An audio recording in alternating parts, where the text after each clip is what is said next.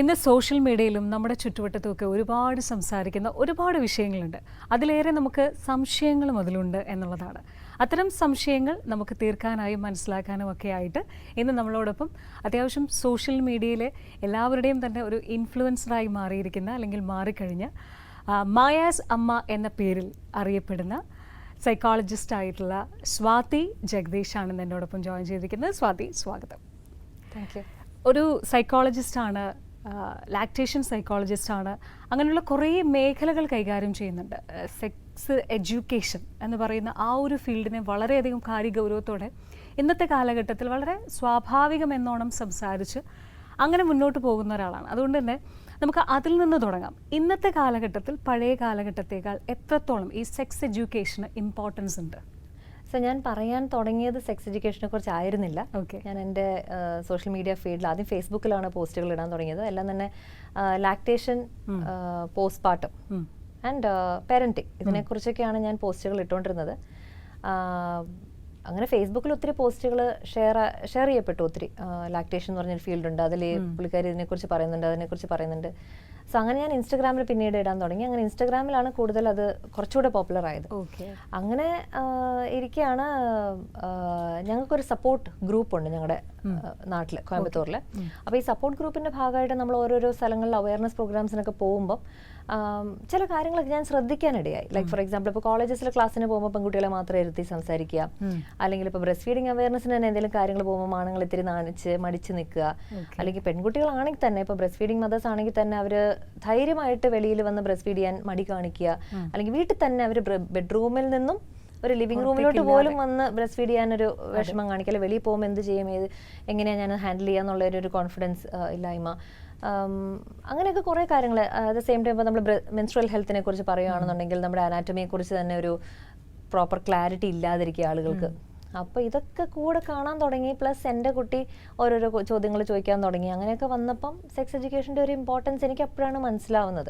കാരണം ഇതിൻ്റെ എല്ലാത്തിൻ്റെയും ഒരു കോമൺ കണ്ണിയായിട്ട് എനിക്ക് തോന്നിയത് സെക്സ് എഡ്യൂക്കേഷൻ അല്ലെങ്കിൽ അതിൻ്റെ ഇല്ലായ്മ തീർച്ചയായിട്ടും ആണ്. അപ്പം ഞാൻ ഓർത്ത്, ഞാൻ ഏതായാലും ആ സമയത്ത്, അതായത് ഞാനിപ്പോൾ പറയുന്ന ഒരു 8 കൊല്ലം മുമ്പ് ബ്രസ്റ്റ് ഫീഡിങ്ങിനെ കുറിച്ചും മെൻസ്ട്രുവേഷനെ കുറിച്ചും യൂട്രസ്, പ്രഗ്നൻസി, ചൈൽഡ് ബർത്ത് ഇതിനെക്കുറിച്ചൊക്കെ സംസാരിച്ചുകൊണ്ടിരുന്ന ഒരാളായതുകൊണ്ട് എനിക്ക് സെക്സ് എഡ്യൂക്കേഷനിലോട്ട് വരുന്നത് നല്ലൊരു എന്താ പറയുക, ഒരു ഒഴുക്കിൽ ഞാൻ അങ്ങനെ എത്തിപ്പെട്ടു എന്നേ ഉള്ളൂ. അങ്ങനെ നമുക്കിപ്പോൾ സെക്സ് എഡ്യൂക്കേറ്റർ ആവണം ആ ഒരു ഇന്റൻഷനോടെ അല്ല, എന്നാൽ ഒരു സബ്ജക്റ്റ് പറയും, അതുമായിട്ട് ഇത് റിലേറ്റഡ് ആണല്ലോ, അപ്പോൾ ഇത് പറയട്ടെ. അപ്പം അങ്ങനെ വന്നപ്പം ഒരു ദിവസം I just found myself to be a sexuality health educator. അങ്ങനെയാണ് അത് സംഭവിച്ചത്. ആൻഡ് ചോദ്യത്തിനുള്ള ഉത്തരം എന്ന് പറഞ്ഞാൽ, എനിക്ക് പാരന്റിങ്ങും സെക്സ് എഡ്യൂക്കേഷനും 2 സെപ്പറേറ്റ് സബ്ജക്റ്റുകളായിട്ട് തോന്നുന്നില്ല. കാരണം അപ്പം ഒരു കുട്ടിയുടെ ശരീരത്തിൽ ഡൈജസ്റ്റീവ് സിസ്റ്റം ഉണ്ട്.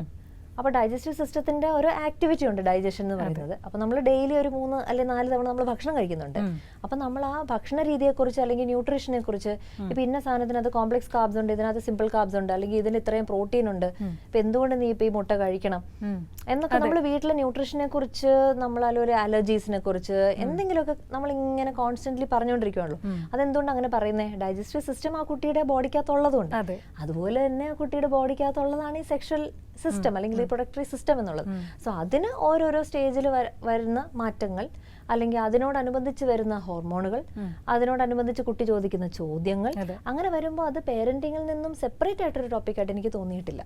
പേരന്റിങ്ങിന്റെ ഭാഗമായിട്ടാണ് എനിക്ക് തോന്നുന്നത്. ഓക്കെ. എത്ര പ്രായം മുതലാണ് നമ്മൾ ശരിക്കും കുട്ടിയെ ആണാണ്, ഇത് പെണ്ണാണെന്നൊക്കെ നമ്മൾ പറഞ്ഞു കൊടുക്കുമ്പോഴും ശരിക്കും ഇവരുടെ ബോഡി പാർട്സിനെ സെപ്പറേറ്റ് ചെയ്ത് ഇതിങ്ങനെയാണെന്ന് പറഞ്ഞു കൊടുക്കാൻ പാരൻസ് ഒരു ധൈര്യം കാണിക്കേണ്ടത് ഏത് പ്രായം മുതലാണ് കുഞ്ഞുങ്ങളുടെ?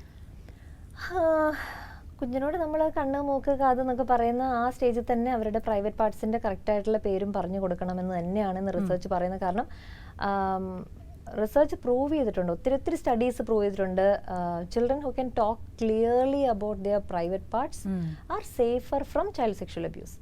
അപ്പോൾ ഇത് എന്താ പറയുക, ഷോൾഡേഴ്സ്, നീസ് ആൻഡ് ടോസ് എന്നൊക്കെ പറഞ്ഞാൽ നമ്മൾ പാട്ടൊക്കെ പാടുമല്ലോ, അതുപോലെ തന്നെ ഇതിൻ്റെ വൾവയാണ് അല്ലെങ്കിൽ പീനസ് ആണെന്നുള്ളത് വളരെ ക്ലിയർ ആയിട്ട് നമ്മൾ ഏത് ഏജിലാണോ കുട്ടിയോട് ബാക്കിയുള്ള ബോഡി പാർട്സിനെ കുറിച്ച് സംസാരിക്കുന്നത്, അതുപോലെ തന്നെ വളരെ മാറ്റർ ഓഫ് ഫാക്റ്റ് ആയിട്ട് കാഷ്വൽ ആയിട്ട് പ്രൈവറ്റ് പാർട്സിനെ കുറിച്ചും കൂടി നമ്മൾ സംസാരിക്കുമ്പം anything related to private parts they will be able to talk to us, അല്ലെങ്കിൽ റിപ്പോർട്ട് ടു അസ്. ഇപ്പോൾ റിപ്പോർട്ട് എന്ന് പറയുമ്പോൾ നമ്മൾ അതിനൊരു വലിയൊരു വിഷയമായിട്ടൊരു ചൈൽഡ് സെക്ഷൽ അബ്യൂസ് ഉള്ള, അപ്പം അബ്യൂസ് വരെ ഒന്നും പോകേണ്ട കാര്യമില്ല.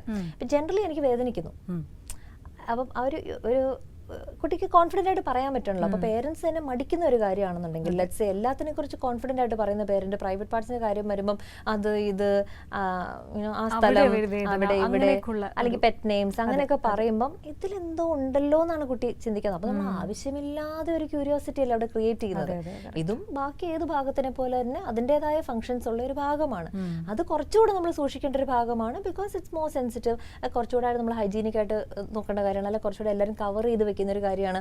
അതുകൊണ്ടാണ് അതിനെ പ്രൈവറ്റ് പാർട്സ് എന്ന് വിളിക്കുന്നത് എന്നുള്ള ഒരു കോൺസെപ്റ്റ് എത്ര ഏർലി ആയിട്ട് നമുക്ക് ഇൻട്രൊഡ്യൂസ് ചെയ്യാൻ പറ്റുന്നു അത്രയും നല്ലതാണ്. സ്റ്റഡീസിൽ അത് ഉൾപ്പെടുത്തുന്നതിൻ്റെ അത് ഒരുപാട് ചർച്ചയും കാര്യങ്ങളൊക്കെ നടക്കുന്നത് ചിലപ്പോൾ ഉൾപ്പെടുത്താനുള്ള സാധ്യതകളൊക്കെ മുന്നിട്ടുള്ളതാണ്. പക്ഷേ എങ്കിലും അത് പലയിടത്തും ക്ലാസ്സസ് ഒക്കെ എടുക്കുന്നതൊക്കെ കൊണ്ട് തന്നെ ചോദിക്കട്ടെ, എത്രത്തോളം അവെയറാണ് നമ്മുടെ കുഞ്ഞുങ്ങൾ ഇതിനെക്കുറിച്ച് പൂർണ്ണമായിട്ട്? ഇപ്പോൾ നമ്മൾ പുസ്തകങ്ങളിൽ നമ്മൾ 4ാം ക്ലാസ് മുതലൊക്കെ റീപ്രൊഡക്ടറി ഒക്കെ പഠിക്കുന്നുണ്ടെങ്കിലും കുട്ടികളുടെ പൂർണ്ണമായിട്ടൊരു സെക്സ് എഡ്യൂക്കേഷൻ എന്താണ്? ഈ സെക്സ് എന്ന് പറയുന്ന വാക്ക് തന്നെ വളരെയധികം നമ്മളെങ്ങനെ പ്രയോഗിക്കും, അത് പറയണമോ? ഒരു പേപ്പറിൽ പോലും അത് കണ്ടാൽ പോലും അത് മാറ്റിമറിക്കുന്ന, അല്ലെങ്കിൽ നമ്മളൊരു ഇൻറ്റിമേറ്റ് സീൻ ടി വിയിലോ സിനിമയിലോ പരസ്യത്തിലോ കണ്ടാൽ പോലും പാരൻസും ഓക്കേർഡ് ആവുന്നു, അല്ലെങ്കിൽ കുട്ടികളും അതെങ്ങനെ എഴിച്ചു പോകാൻ പറയുന്നു, അങ്ങനെയൊക്കെ ഉള്ളതാണ്. ഇത് ശരിക്കും നമ്മൾ അങ്ങനെ ആ ഒരു വാക്കിനോടോ ആ വാക്കുമായി ബന്ധപ്പെട്ടോ അത്തരത്തിലൊരു ഓക്കേർഡ് ഫീൽ കാണിക്കേണ്ട കാര്യമുണ്ടോ? ഒരിക്കലുമില്ല. കാരണം ഞാൻ ഓൾറെഡി പറഞ്ഞ പോലെ ഡൈജസ്റ്റീവ് സിസ്റ്റം പോലെ തന്നെ നമ്മുടെ എല്ലാവരുടെയും ബോഡിക്കകത്ത് കിടക്കുന്ന ഒരു സാധനമാണ് റീപ്രൊഡക്റ്റീവ് സിസ്റ്റം. അതിൻ്റെതായ ഫംഗ്ഷൻസ് ഉണ്ട്. മെയിൽ ബോഡിയിൽ അതിനൊരു റോളുണ്ട്, ഫീമെയിൽ ബോഡിയിൽ ഒരു റോളുണ്ട്.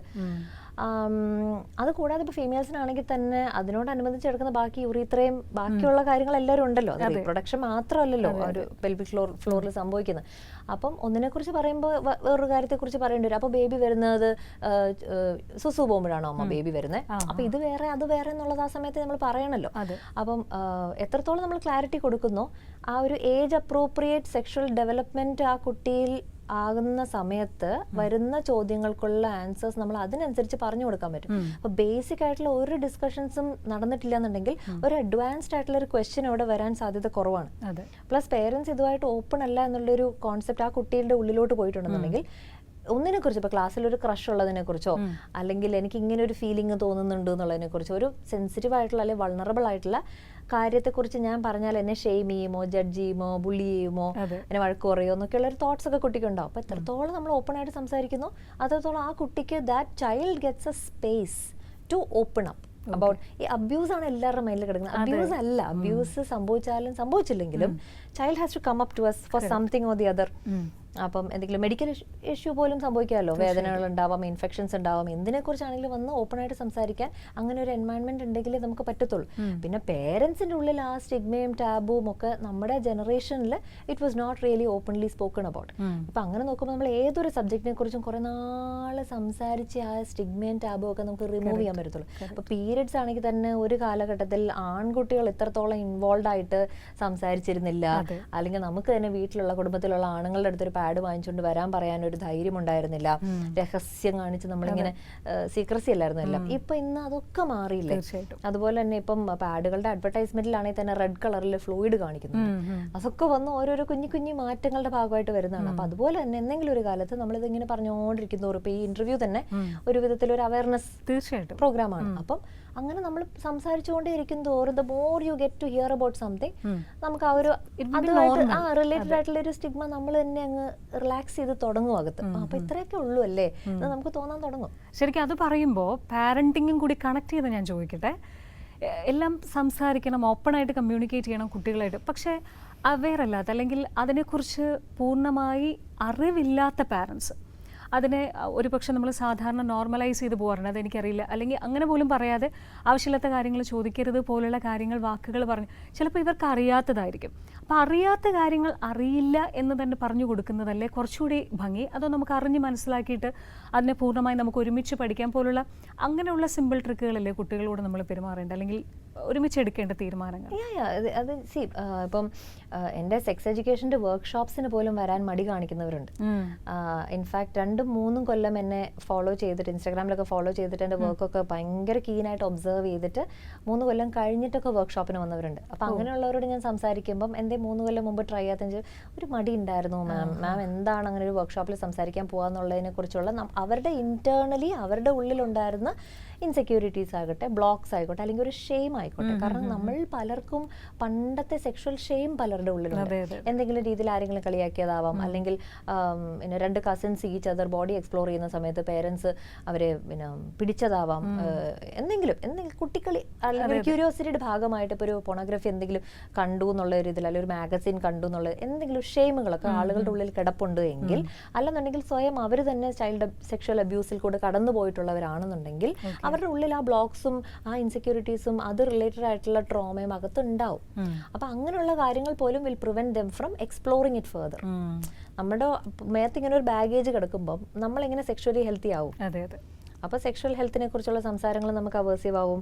ഇപ്പൊ എനിക്ക് ഒത്തിരി പേരൻസ് പറഞ്ഞിട്ടുണ്ട് വർക്ക്ഷോപ്പ് ഒക്കെ കഴിഞ്ഞിട്ട്, മാം ഇൻഫർമേഷൻ ഒക്കെ okay, thank you so much, ഇത്രയും കാര്യങ്ങൾ പറഞ്ഞു തന്നു, വളരെ നന്ദി. പക്ഷേ അബ്യൂസിനെ കുറിച്ചോ അല്ലെങ്കിൽ സേഫ്റ്റിയെ കുറിച്ചോ ഒക്കെ നമ്മൾ സംസാരിക്കുമ്പം എനിക്ക് ഹാർട്ട് പാൽപിറ്റേഷൻസ് ഉണ്ടാവാറുണ്ട്, എനിക്ക് ആങ്സൈറ്റി ഫീൽ ചെയ്യാറുണ്ട് എന്നൊക്കെ ധാരാളം അമ്മമാർ ഷെയർ ചെയ്തിട്ടുണ്ട്. സോ അവരുടെ ഉള്ളിൽ വേറെന്തൊക്കെയോ കാര്യങ്ങളൊക്കെ കിടപ്പുണ്ട്. അപ്പം അത് ഞാൻ എല്ലാ പേരൻസിനോട് പറയാറുണ്ട്. നമ്മുടെ ഉള്ളിൽ എന്തെങ്കിലും ഒരു ബാഗേജ് ഉണ്ടെന്നുണ്ടെങ്കിൽ, if you are carrying a big load of shame or sexual abuse or trauma or anything, അത് റിമൂവ് ചെയ്ത് വെക്കാനുള്ള എഫേർട്സ് നമ്മൾ കാണിക്കണം. എന്നിട്ട് നമ്മൾ ആ സെക്ഷൽ ഹെൽത്ത് സ്പേസിലോട്ട് നമുക്ക് കടന്നെത്താൻ പറ്റത്തുള്ളൂ. ഇപ്പോൾ പാരൻസും കുട്ടികളും ഫ്രണ്ട്ലി ആയിരിക്കണം എന്ന് നമ്മൾ ഒരുപാട് പറയാറുണ്ട്, അങ്ങനെ ശ്രമിക്കുന്നവരുണ്ട്. പക്ഷേ എത്രമാത്രം പാരൻസും കുട്ടികളും, പ്രത്യേകിച്ച് അമ്മയും കുട്ടിയും ഫ്രണ്ട്ലി ആകണം? ഞാൻ പണ്ടൊരിക്കലും ഇൻസ്റ്റാഗ്രാമിലൊരു റീൽ ഇട്ടിട്ടുണ്ടായിരുന്നു എൻ്റെ മോളുമായിട്ട്. പേരൻസ് കുട്ടികളുടെ ഫ്രണ്ട്സ് ആണോ ചോദിച്ചപ്പോൾ എൻ്റെ മോള് ഫ്രണ്ട്സ് അല്ല, പക്ഷെ ഫ്രണ്ട്ലി ആവാം എന്ന് പറഞ്ഞായിരുന്നു. അപ്പം എനിക്കും അങ്ങനെ തന്നെയാണ് തോന്നുന്നത്. നമുക്ക് ഒരിക്കലും ഫ്രണ്ട്സ് ആവാൻ പറ്റത്തില്ല, ആ ഒരു ലെവലിലോട്ട് വരാൻ പറ്റത്തില്ല. ഫ്രണ്ട്സ് അവരുടെ ലെവലിൽ തന്നെ. പേരൻസ് ഫ്രണ്ട്ലി ആവുക എന്ന് പറയുമ്പോൾ just create an environment at home, അത്രേ ഉള്ളൂ. ഒരു എൻവയൺമെൻറ്റ് ക്രിയേറ്റ് ചെയ്യുക where child feels safe to open up, അല്ലെങ്കിൽ അവിടെ ഒരു ട്രസ്റ്റ് ഉണ്ട്, അല്ലെങ്കിൽ എനിക്ക് അവിടെ ഓണസ്റ്റ് ആയിട്ട് കമ്മ്യൂണിക്കേറ്റ് ചെയ്യാം.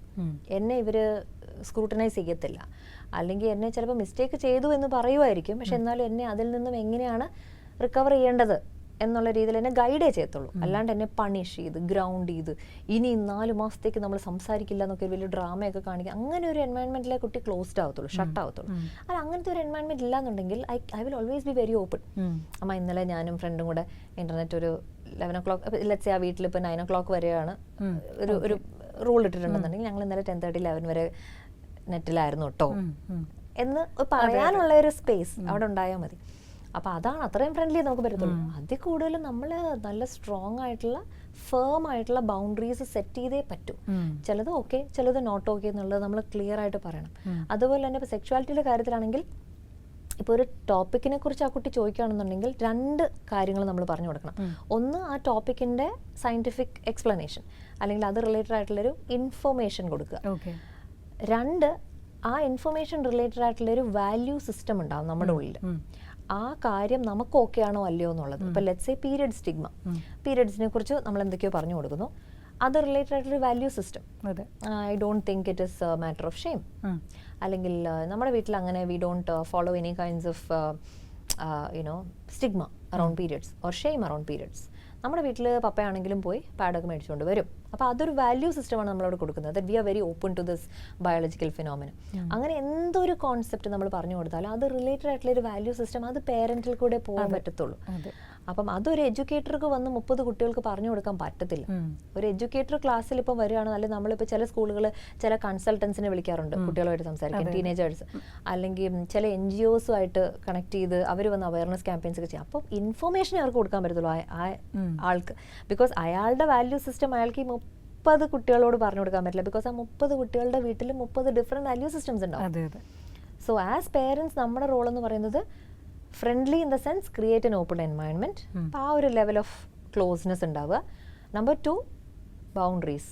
എന്ത് നോ യെസ് എന്നുള്ള ബൗണ്ടറി സെറ്റ് ചെയ്യുക. ആൻഡ് ഈ വാല്യൂ സിസ്റ്റംസ് ഇടയ്ക്കിടയ്ക്ക് പറയുക. This is my belief system, this is my value system, അല്ലെ നമ്മുടെ ഫാമിലിയിൽ വി ഫോളോ ദിസ് എന്നുള്ളത് കോൺസ്റ്റന്റ്ലി റിമൈൻഡ് ചെയ്തുകൊണ്ടിരിക്കുക.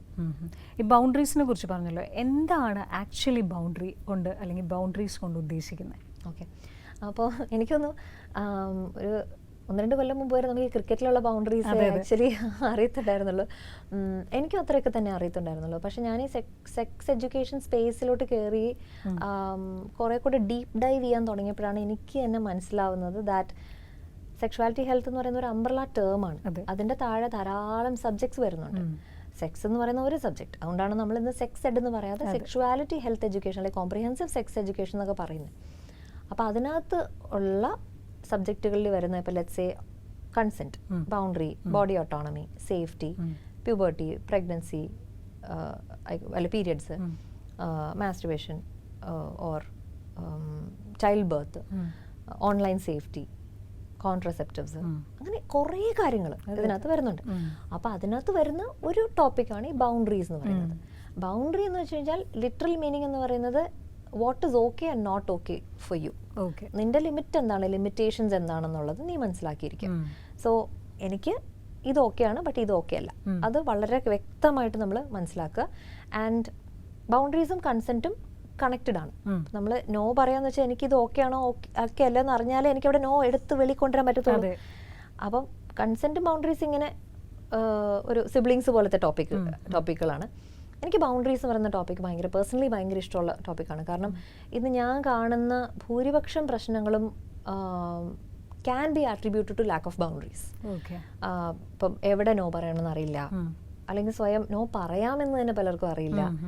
ഓർ ഇപ്പം നമ്മൾ പൊതുവേ കേട്ടിരിക്കുന്നത് ബോഡി ബൗണ്ടറീസ്, സെക്ഷൽ ബൗണ്ടറീസ്, ഇപ്പം എന്നെ തുടരുത്, അല്ലെങ്കിൽ ഒന്ന് മാറിയിരിക്കാമോ, ഓർ സെക്ഷലി വരുമ്പം ഈ സെക്ഷൽ ഇൻട്രാക്ഷനിൽ എനിക്ക് ഒരു കിസ് വരെ ഓക്കെയാണ്, പക്ഷെ അതിൽ കൂടുതൽ എനിക്ക് ഓക്കെ അല്ല, അല്ലെങ്കിൽ ഒരു ഹഗ് എനിക്ക് ഓക്കെയാണ്, അല്ല അതിൽ കൂടുതൽ പറ്റത്തില്ല, അല്ലെങ്കിൽ കോൺട്രസെപ്റ്റീവ് ഉണ്ടെങ്കിൽ I be able to participate in this എന്നുള്ള സെക്ഷൽ ബൗണ്ടറി ഞാനിവിടെ പറയുന്നു. ഇത് കൂടാതെ നമ്മുടെ ലൈഫിൽ നമ്മൾ ഫോളോ ചെയ്യുന്ന കമ്മ്യൂണിക്കേഷൻ ബൗണ്ടറീസ് ഉണ്ട്. അപ്പോൾ എനിക്ക് ചില കാര്യങ്ങൾ സുമിയോട് പറയാൻ താല്പര്യം ഉണ്ടാവില്ല, അല്ലെങ്കിൽ സുമി ചില കാര്യങ്ങൾ എന്നോട് ചോദിക്കുമ്പോൾ എനിക്കത് പറയാൻ താല്പര്യം ഉണ്ടാവില്ല. അപ്പം നമ്മൾ ഈ ടോപ്പിക്കിനെ കുറിച്ച് സംസാരിക്കുമ്പോൾ എപ്പോഴും വഴക്കടിക്കുന്നുണ്ട്, നമ്മൾ ഇതിനെക്കുറിച്ച് സംസാരിക്കണ്ട. അപ്പോൾ അവിടെ ഞാനൊരു ബൗണ്ടറിയാണ് എസ്റ്റാബ്ലിഷ്. അല്ലെങ്കിൽ ഇങ്ങനെ സുമി എന്നോട് സംസാരിക്കുമ്പോൾ ഐ ഫീൽ വെരി ത്രെറ്റൻഡ്, അതുകൊണ്ട് കുറച്ചൊന്ന് വോളിയം കുറച്ച് സംസാരിക്കാമോ, എനിക്കിങ്ങനെ ഉച്ചത്തിൽ സംസാരിക്കുന്നത് ഇഷ്ടമല്ല. അതൊരു വളരെ ഫേം ആയിട്ടുള്ളൊരു കമ്മ്യൂണിക്കേഷൻ ബൗണ്ടറിയാണ്. അതിപ്പോൾ ഞാൻ ഒച്ചപ്പാടും ബഹളം ഉണ്ടാക്കി പറയണമെന്നില്ല, വളരെ ഇതായിട്ട് എനിക്ക് പറയാം. അപ്പോൾ അതുപോലെ തന്നെ പേഴ്സണൽ ബൗണ്ടറീസ്. ഇപ്പോൾ എനിക്ക് ഒരു എയർപോർട്ടിലോ മറ്റും നിൽക്കും, ഞാൻ എൻ്റെ മോളിൽ നിൽക്കുമ്പോൾ ഒരു പുള്ളി ഇങ്ങനെ നോക്കുന്നുണ്ട് കുറേ നേരമായിട്ട്. അപ്പോൾ ഞാൻ ആദ്യം ഓർത്ത് ഇൻസ്റ്റാഗ്രാം ഫോളോവർ എങ്ങനെ ആയിരിക്കും എന്ന് വിചാരിച്ച് ഞാൻ നോക്കിയെന്ന് ചിരിച്ചു. അപ്പം പുള്ളി ചിരിക്കുന്നില്ല, ഇങ്ങനെ നോക്കുക. അപ്പോൾ കുറച്ച് നേരം കഴിഞ്ഞപ്പോൾ എനിക്ക് ഒരുമാതിരി ഓഡ് ഫീലിംഗ് വന്നു. പിന്നെ നമ്മുടെ ചൈൽഡ്ഹുഡ് എല്ലാം ഇങ്ങനെ റഷ് ചെയ്ത് വരുമല്ലോ നമ്മുടെ അടുത്തോട്ട്, പലരും തുറച്ചു നോക്കിയ നിമിഷങ്ങളൊക്കെ വരുമല്ലോ. അപ്പോൾ ഞാനിങ്ങനെ ഫ്രീസ് ആയിട്ട് ഇങ്ങനെ നിൽക്കുക, എൻ്റെ മോളെ ശ്രദ്ധിച്ചു. അപ്പോൾ ഇവള് ചോദിച്ചാൽ എന്താ ചോദിച്ചപ്പം ദാറ്റ് ഗൈ ഈസ് സ്റ്റെയറിങ് എന്ന് പറഞ്ഞു. അപ്പം അവൾ പറഞ്ഞു വേറെ അങ്ങനെ അവളിങ്ങനെ നോക്കിയിട്ട് ഞാൻ ഡോണ്ട് ലുക്ക് എന്ന് പറഞ്ഞു. അപ്പോൾ അവളപ്പോഴത്തേക്ക് നോക്കിയിട്ട് പറഞ്ഞു yeah he staring so creepy no എന്നിങ്ങനെ ഞങ്ങൾ അതിനെക്കുറിച്ച് സംസാരിക്കാം. അപ്പം റൂഡ് പീപ്പിൾ എന്നൊക്കെ ഇങ്ങനെ പറഞ്ഞിട്ട് ഇങ്ങനെ ഞങ്ങളിങ്ങനെ സംസാരിക്കുമ്പോൾ എനിക്ക് പെട്ടെന്ന് കത്തി. ഇപ്പം ഞാൻ ഈ സിറ്റുവേഷൻ ഹാൻഡിൽ ചെയ്യുന്നതാണ് അവൾക്കുള്ള ബൗണ്ടറി എഡ്യൂക്കേഷൻ. കറക്റ്റ്. ഞാൻ പോയി നാളെ 3-4 ബുക്സ് വായിച്ചിട്ട് ബൗണ്ടറീസിനെ കുറിച്ച് ലെക്ചർ അടിച്ചിട്ട് കാര്യമില്ല. ഞാനിവിടെ ഫോളോ ചെയ്താലേ അവളത് കാണത്തുള്ളൂ. അപ്പോൾ എനിക്കൊരു സെക്കൻഡിൽ that സ്ട്രക്ക് me and I was like I just looked at that guy and I asked, തെരിയുമോ അവൾക്ക് എന്നെ ചോദിച്ചു, എന്നെ അറിയാമോ എന്ന് ചോദിച്ചു. അപ്പോൾ ഇങ്ങനെ കാണിച്ചു, എന്നാ എന്ന് ചോദിച്ചു. അപ്പോൾ പുള്ളി അങ്ങോട്ടേക്ക് തിരിഞ്ഞു. അപ്പോൾ ഇത് ഇവള് വാച്ച് ചെയ്ത് ഇവള് പറഞ്ഞു, ഇവൾക്ക് അപ്പോഴത്തേക്ക് ചിരി വന്നു. ഇവള് പറഞ്ഞു good that you asked that എന്ന് പറഞ്ഞു, at least he won't stare anymore എന്ന് പറഞ്ഞു. അപ്പം ഇങ്ങനെയുള്ള എക്സാമ്പിൾ അപ്പോൾ എനിക്ക് തന്നെ ഉള്ളിൽ തോന്നുന്നുണ്ട്, ഞാനിവിടെ ബൗണ്ടറി എസ്റ്റാബ്ലിഷ് ചെയ്യാതെ ഞാൻ ബൗണ്ടറി എങ്ങനെ ടീച്ച് ചെയ്യാം. അപ്പം നമ്മുടെ പേഴ്സണൽ ബൗണ്ടറീസ് എന്താണ്, ഇപ്പോൾ മണി റിലേറ്റഡ് ബൗണ്ടറീസ്, അതൊക്കെ അറ്റ്ലീസ്റ്റ് നമ്മൾ ഫോളോ ചെയ്യുന്നതാണ്. ഏകദേശം കഴിഞ്ഞ തവണ ക്യാബിന് സുമി പേ ചെയ്തു, ഇത്തവണ ഞാൻ പേ ചെയ്യാം. So that's basic boundaries. നമ്മൾ വർക്ക് പ്ലേസിൽ ഫോളോ ചെയ്യുന്ന ബൗണ്ടറീസ്. ഇപ്പോൾ കൊളീഗ്സിനോടൊക്കെ ഇപ്പം എൻ്റെ പെറ്റ് നെയിം വിളിക്കണ്ട, എൻ്റെ ആക്ച്വൽ നെയിം വിളിച്ചാൽ മതി, അല്ലെങ്കിൽ എനിക്ക് സാലറി ഡിസ്കസ് ചെയ്യാൻ താല്പര്യമില്ല. നമ്മളങ്ങനെ കൊളീഗ്സുമായിട്ട് ഫോളോ ചെയ്യുന്ന ബൗണ്ടറി, ഫ്രണ്ട്ഷിപ്പിൽ ഫോളോ ചെയ്യുന്ന ബൗണ്ടറി, റിലേഷൻഷിപ്സിൽ ഫോളോ ചെയ്യുന്ന boundary, emotional boundaries, energy boundaries, അങ്ങനെ ബൗണ്ടറീസ് പറഞ്ഞ കോൺസെപ്റ്റ് എല്ലാത്തിലും ഉണ്ട്. ഇത് ബേസിക്കലി എന്താണ് ഇതുകൊണ്ട് മീൻ ചെയ്തതെന്ന് വെച്ചാൽ you are an autonomous being, you have something called autonomy. അപ്പം നിന്റെ ബോഡി നിന്റെ റൈറ്റ്സ് നിൻ്റെ നീഡ്സ്, നിൻ്റെ എക്സ്പെക്ടേഷൻസ്, നിൻ്റെ limits, you be clear about it. And if you very clear about it, your body will guide you. അകത്തുനിന്ന് തന്നെ information വരും. ഈ കൂട്ടുകെട്ട് ശരിയല്ല, അല്ലെങ്കിൽ ഈ കോഴ്സ് എനിക്ക് അങ്ങോട്ട് ഇഷ്ടപ്പെടുന്നില്ല, അല്ലെങ്കിൽ ഈ ഒരു പാർട്ട്ണറുടെ കൂടെയുള്ള ജീവിതം എനിക്ക് ശരിയാവുന്നില്ല. അപ്പം അകത്തുനിന്ന് ഇങ്ങനെ നമുക്ക് ഇൻഫർമേഷൻ വന്നുകൊണ്ടിരിക്കുകയാണല്ലോ. ആ ഇൻഫർമേഷന് നമ്മളൊന്ന് റെസ്പോണ്ട് ചെയ്താൽ മതി. പക്ഷെ നമ്മളെ ചെറുപ്പത്തിൽ തൊട്ട് പഠിപ്പിച്ചു തരുന്നത് അത് മൈൻഡ് ചെയ്യണ്ടെന്നല്ലേ, സൊസൈറ്റിക്ക് വേണ്ടി ഇങ്ങനെ ഇരിക്കൂ. പക്ഷെ ബോഡിക്കകത്തുനിന്ന് വരുന്ന സിഗ്നൽ, അപ്പം നമ്മൾ gut feel, intuition, instinct, inner voice എന്നൊക്കെ നമ്മൾ വിളിക്കുന്ന സാധനം ഒന്ന് കേൾക്കുകയാണെന്നുണ്ടെങ്കിൽ നമ്മുടെ ബോഡി തന്നെ നമ്മളെ ഗൈഡ് ചെയ്യുന്നുണ്ട്.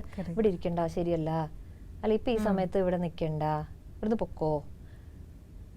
അകത്തുനിന്ന് ഇൻഫർമേഷൻ നമ്മൾ പറയുന്നത് എൻ്റെ ഉള്ളിൽ ആരോ പറയുന്നുണ്ടായിരുന്നു എന്നുള്ളൊരു ഫീൽ അല്ലേ. സോ അത് നമ്മൾ കുട്ടികളിൽ ഒന്ന് if you can nurture it, അവരുടെ ഉള്ളിൽ ഓൾറെഡി ഉണ്ട്. അപ്പോൾ ഒരു ഫുഡ് കഴിച്ചതിന് ശേഷം അമ്മ ഡൺ എന്ന് പറയുന്നത് അകത്തുനിന്ന് ആ മെസ്സേജ് വരുന്നതുകൊണ്ടാണ് അവർ പറയുന്നത്. അപ്പം whenever they have some message coming from inside, you can ask them, you can clearly ask the child, what does your body tell you? So you'll cognitive ഇൻ്റലിജൻസിൽ നിന്ന് നമ്മൾ ആ സൊമാറ്റിക് ഇൻ്റലിജൻസിലോട്ട് കയറും. കറക്റ്റ്. ബോഡിക്കകത്തൊരു ഇൻ്റലിജൻസ് ഉണ്ട്, അതിനറിയാൻ ചെറിയ കാര്യങ്ങൾ, അതിന് ഓക്കെ ആണോ നോട്ട് ഓക്കെ ആണോ എന്നുള്ള കാര്യങ്ങളുണ്ട്. So you will ask that if it's okay. ഇപ്പോൾ പീരിയഡ്സിനാണെങ്കിൽ തന്നെ അഡ്വർടൈസ്മെന്റ്സിലൊക്കെ കാണിക്കുന്നത് പീരിയഡ്സിൻ്റെ സമയത്ത് എല്ലാ പെൺകുട്ടികളും ചാടി ഓടി നടക്കുന്നതാണ് കാണിക്കുന്നത്. പക്ഷെ എത്ര പേർക്ക് പീരിയഡ്സിൻ്റെ സമയത്ത് ചാടി ഓടി നടക്കാൻ തോന്നുന്നുണ്ട്? അനുഭവിക്കുന്നവർക്ക് അറിയുള്ളത്. അതെ. അപ്പോൾ യു ആസ്ക് യുവർ ബോഡി, എന്താ, what do you feel like doing? I want to take rest. Does that make you in any way weak? No. My body is telling me to take rest, so I'll take rest. So you're answerable to your body. Because അതിന് against ആയിട്ട് നമ്മൾ ചെയ്യുന്തോറും നമ്മുടെ body നമുക്ക് illnesses പല രീതിയിൽ തരും. Physical illnesses ആയിക്കോട്ടെ, mental health issues ആയിക്കോട്ടെ. ആ ബോഡി സിഗ്നൽസ് ലിസൺ ചെയ്യാത്തതിൻ്റെ അല്ലെ റെസ്പെക്ട് ചെയ്യാത്തതിൻ്റെ പ്രശ്നങ്ങളാണ് ഇന്ന് ഒത്തിരി ഫിസിക്കൽ ഇഷ്യൂസും മെൻ്റൽ ഹെൽത്ത് ഇഷ്യൂസ് പോലും. ഓക്കെ. ആ ഫിസിക്കലി വീക്ക് ആവുന്നതിനെ കുറിച്ച് പറഞ്ഞപ്പോൾ എനിക്ക് പെട്ടെന്ന് ഓർമ്മ വന്നൊരു കാര്യമാണ്. ഇപ്പം നമ്മളെപ്പോഴും സ്ത്രീയും പുരുഷനെയും കമ്പാരിസൺ നടത്താറുണ്ട്. ആണ് പെണ്ണ് എന്നൊക്കെ പറയുന്നത് നമ്മൾ ചെയ്യാറുണ്ട്. അതിൽ ഈ കമ്പാരിസൺ നടത്തുമ്പോൾ നമ്മൾ ഈക്വലി ഫെമിനിസം കാര്യങ്ങളൊന്നും അല്ല പറയുന്നത്, എങ്കിലും നമ്മൾ ഈക്വൽ ആണെന്ന് പറയുമ്പോൾ പക്ഷേ സെയിം അല്ല നമുക്കറിയാം. Physically they are not same. അതിൻ്റെ ഒരു ഡിഫറൻസ് എങ്ങനെയാണ് പറയുക? സുമി, എല്ലാവർക്കും അറിയാം men and women deserve equality. Everybody deserves to be treated equally. Correct. അതിനുവേണ്ടി വന്ന ഒരു മൂവ്മെന്റ് തന്നെയാണ് ഈ ഫെമിനിസം. പക്ഷെ നമ്മൾ ഈക്വൽ ആണ്, സെയിം അല്ല. സോ ബയോളജിക്കലി നമ്മൾ സെയിം അല്ല. അപ്പോഴും അനാറ്റമിക്കലി ആണ് എല്ലാവരും പെട്ടെന്ന് ക്ലിക്ക് ആവുന്നില്ല. അപ്പം അതായത് അനാറ്റമിക്കലി സെയിം അല്ല, bigger, okay, more lung capacity or different bone density, അതൊക്കെ okay. But apart from that നമ്മുടെ ഡേ ടു ഡേ ആക്ടിവിറ്റീസ് പോലും നമുക്ക് ആ ഡിഫറൻസ് കാണാൻ പറ്റും. ബിക്കോസ് മെന്നിന് ഒരു 24 hour ഹോർമോൺ സൈക്കിളും വിമന് ഒരു 28 day ഹോർമോൺ സൈക്കിളുമാണ്. സോ അവർ 24 hour ഹോർമോൺ സൈക്കിളിൽ രാവിലെ അവർ ടെസ്റ്റോസ്റ്റിറോൺ സർജോടെ എണീക്കുന്നു, അവർ എൻറ്റയർ ഡേ ടെസ്റ്റോസ്റ്റിറോൺ കൊണ്ടുപോകണു, ടെസ്റ്റോസ്റ്റിറോൺ വെയിൻ ഓഫ് ആകുന്നു, നെക്സ്റ്റ് ഡേ മോർണിംഗ്. സോ അവിടെ ഒരു 1 day സൈക്കിളേ ഉള്ളൂ. Women on the other hand നമുക്ക് എൻറ്റയർ മന്ത് ഇതിങ്ങനെ മാറിക്കൊണ്ടിരിക്കുകയാണ്. 4-5 days പീരിയഡ്സിന്റെ സമയത്ത് നമ്മളൊരു മാതിരിയാണ്, അത് കഴിഞ്ഞ് ഫോളിക്കുലാറിൽ വേറെ പോലെയാണ്, ഓവുലേഷനിൽ വേറെ പോലെയാണ്, ല്യൂട്ടിയലിൽ വേറെ പോലെയാണ്. ല്യൂട്ടിയലിന്റെ ലാസ്റ്റ് ഭാഗത്ത് പിന്നെ പിടിക്കാനേ പറ്റത്തില്ല, നമ്മുടെ PMS ടൈമാണ്. അപ്പോൾ ഇത് നമ്മൾ തന്നെ മനസ്സിലാക്കുന്നത് കൊണ്ട് നമുക്ക് ധാരാളം ബെനിഫിറ്റ്സ് ഉണ്ട്. ബിക്കോസ് വീൽ നോ നമ്മൾ ഏത് സമയത്താണ് കൂടുതൽ പ്രൊഡക്റ്റീവ്, ഏത് സമയത്താണ് നമ്മുടെ എനർജി ലെവൽസ് ഭയങ്കര ഡൗൺ, അതിന്റെ മെന്റൽ ഹെൽത്ത് എങ്ങനെയാണ് ഓരോ സിറ്റുവേഷനിൽ ആങ്സൈറ്റി ലെവൽ ചേഞ്ച് ആവുന്നുണ്ട്. ഇപ്പം ഇന്ന് റിസർച്ച് പറയുന്നുണ്ട് ബ്രെയിൻ ഓരോ മെൻസ്ട്രൽ സൈക്കിളിന് ശേഷവും സ്ത്രീകളിൽ ചേഞ്ച് ആവുന്നുണ്ട് അത്ര. സോ അങ്ങനെ നമുക്ക് റെഗുലർ ഇപ്പോൾ വോയിസ് ഒക്കെ ആണെങ്കിൽ മെൻസ്ട്രൽ സൈക്കിളിന് ഇടയ്ക്ക് ചേഞ്ച് ആവും. ഓവുലേഷൻ സമയത്ത് സ്വീറ്റർ വോയിസ് ആയിരിക്കും, ശ്രദ്ധിക്കാറില്ല. അപ്പം അങ്ങനെ നമ്മളിങ്ങനെ മാറിക്കൊണ്ട് അപ്പം അകത്ത് യൂട്രസ് പറയുമ്പോൾ ബേബി മേക്കിങ്ങിന് മാത്രം ഇരിക്കുന്ന ഒരു സാധനം അല്ല അത്.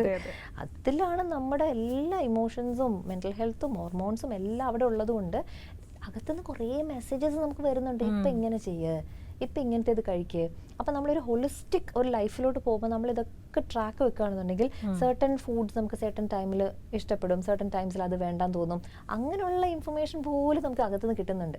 അല്ല എക്സസൈസ് ചെയ്യാൻ നമുക്ക് പറ്റുന്ന ഒരു സ്റ്റേജ് ഉണ്ട്, പറ്റാത്തൊരു സ്റ്റേജ് ഉണ്ട്. അപ്പം നമ്മൾ ഈ 30 ദിവസം പോയിട്ട് എന്നെ കൊണ്ട് എക്സസൈസ് ചെയ്യാൻ പറ്റുന്നില്ലെന്ന് നമ്മൾ വിഷമിക്കേണ്ട കാര്യമില്ലല്ലോ. I know that my body is like this and it doesn't make me weak, it doesn't make me inferior. This is my biology, this is my body.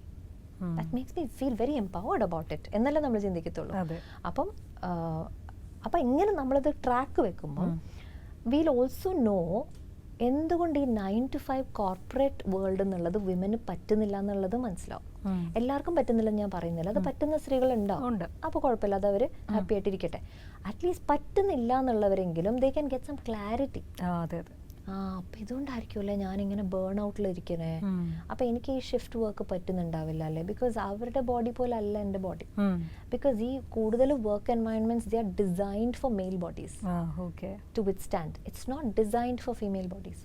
അപ്പൊ നാളെ നമുക്ക് എല്ലാവരും തിരുത്തി മാറ്റി എല്ലാം ഫുള്ളെല്ലാം കോർപ്പറേറ്റുകളൊക്കെ അവരുടെ ഇത് മാറ്റണം, നമുക്കത് പറയാൻ പറ്റില്ല, അതൊക്കെ പയ്യെ മാറത്തുള്ളൂ. നമുക്ക് എന്താ നമ്മുടെ കൺട്രോളിലുള്ളത്, നമ്മുടെ കാര്യം. So we can think about us. അപ്പോൾ why am I entering so much of stress or anxiety or എനിക്ക് ഡിപ്രഷൻ വരുന്ന പോലെ എനിക്ക് ഹോർമോണൽ ഇംബാലൻസസ് വരുന്ന ഇതുകൊണ്ടായിരിക്കുമോ? കാരണം എന്തെങ്കിലും ഒരു പ്രശ്നം എന്ന് വരുമ്പം അതിൻ്റെ കോസ് ആയിട്ട് പറയുന്നത് ഹോർമോണൽ ഇംബാലൻസ് ആണ് പറയുന്നത്. ഞാൻ ചോദിക്കുന്നത് ഹോർമോണൽ ഇംബാലൻസിൻ്റെ കോസ് എന്താന്നേ? ഒരു മെഷീൻ ഉണ്ടാക്കി തന്നിട്ടുണ്ട് യൂണിവേഴ്സ് ഓർ നേച്ചർ ഓർ ഈശ്വരൻ. ആ മെഷീൻ്റെ അകത്ത് ചില പാർട്സ് ഫിറ്റ് ചെയ്ത് തന്നിട്ടുണ്ട്, അത് റൺ ചെയ്യാൻ കുറച്ച് ഫ്യൂവലും കാര്യങ്ങളും ഒക്കെ ഓയിലും എല്ലാം ഇട്ട് തന്നിട്ടുണ്ട്. ഇത് വർക്ക് ആവുന്നില്ല, ആ ഒരു ഓർഗൻ്റെ ഫ്യൂവല് വർക്ക് ആവുന്നില്ല. അപ്പോൾ ആ ഓർഗൻ എന്താ വർക്ക് ആവാത്തെ? അത് ആ ഫ്യൂവല് വർക്ക് ആവാഞ്ഞിട്ടാ.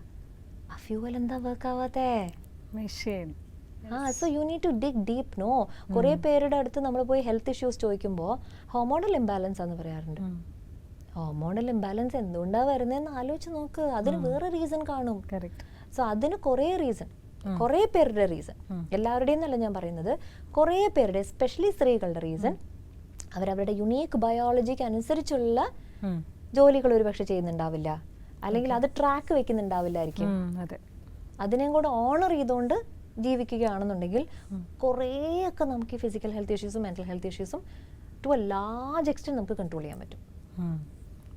ഓക്കെ, ഇനി ആ മെൻ്റൽ ഹെൽത്തിനെ കുറിച്ച് കുറച്ചൊന്ന് ചോദിക്കാം. കാരണം ഓരോരുത്തരുടെയും മെൻ്റൽ ഹെൽത്ത് എന്ന് പറയുന്നത് നമുക്ക് എപ്പോഴും ആഗ്രഹം മെൻ്റൽ ഹെൽത്തി ആയിട്ട് ഇരിക്കണം, നമ്മൾ മെൻ്റലി ഭയങ്കര ഫിറ്റ് ആയിരിക്കണം, ഹെൽത്തി ആയിരിക്കണം. പക്ഷേ പലപ്പോഴും നല്ല ഒട്ടുമിക്കപ്പോഴും സാധിക്കാത്ത അത് തന്നെയാണ്. കാരണം 100,000 കാര്യങ്ങളാണ്, വീട്ടിലെ കാര്യം, ജോലിയുടെ കാര്യം, റോഡിലെ കാര്യം, ബാക്കിയുള്ളവർ എന്തെങ്കിലും ചെയ്താൽ പോലും അത് നമ്മുടെ കാര്യമായിട്ട് നമ്മൾ ഏറ്റെടുത്തതിന് റെസ്പോണ്ട് ചെയ്യാറുണ്ട്. സോ മെൻ്റൽ ഹെൽത്ത് എത്രത്തോളം ഇമ്പോർട്ടൻ്റ് ആണ്?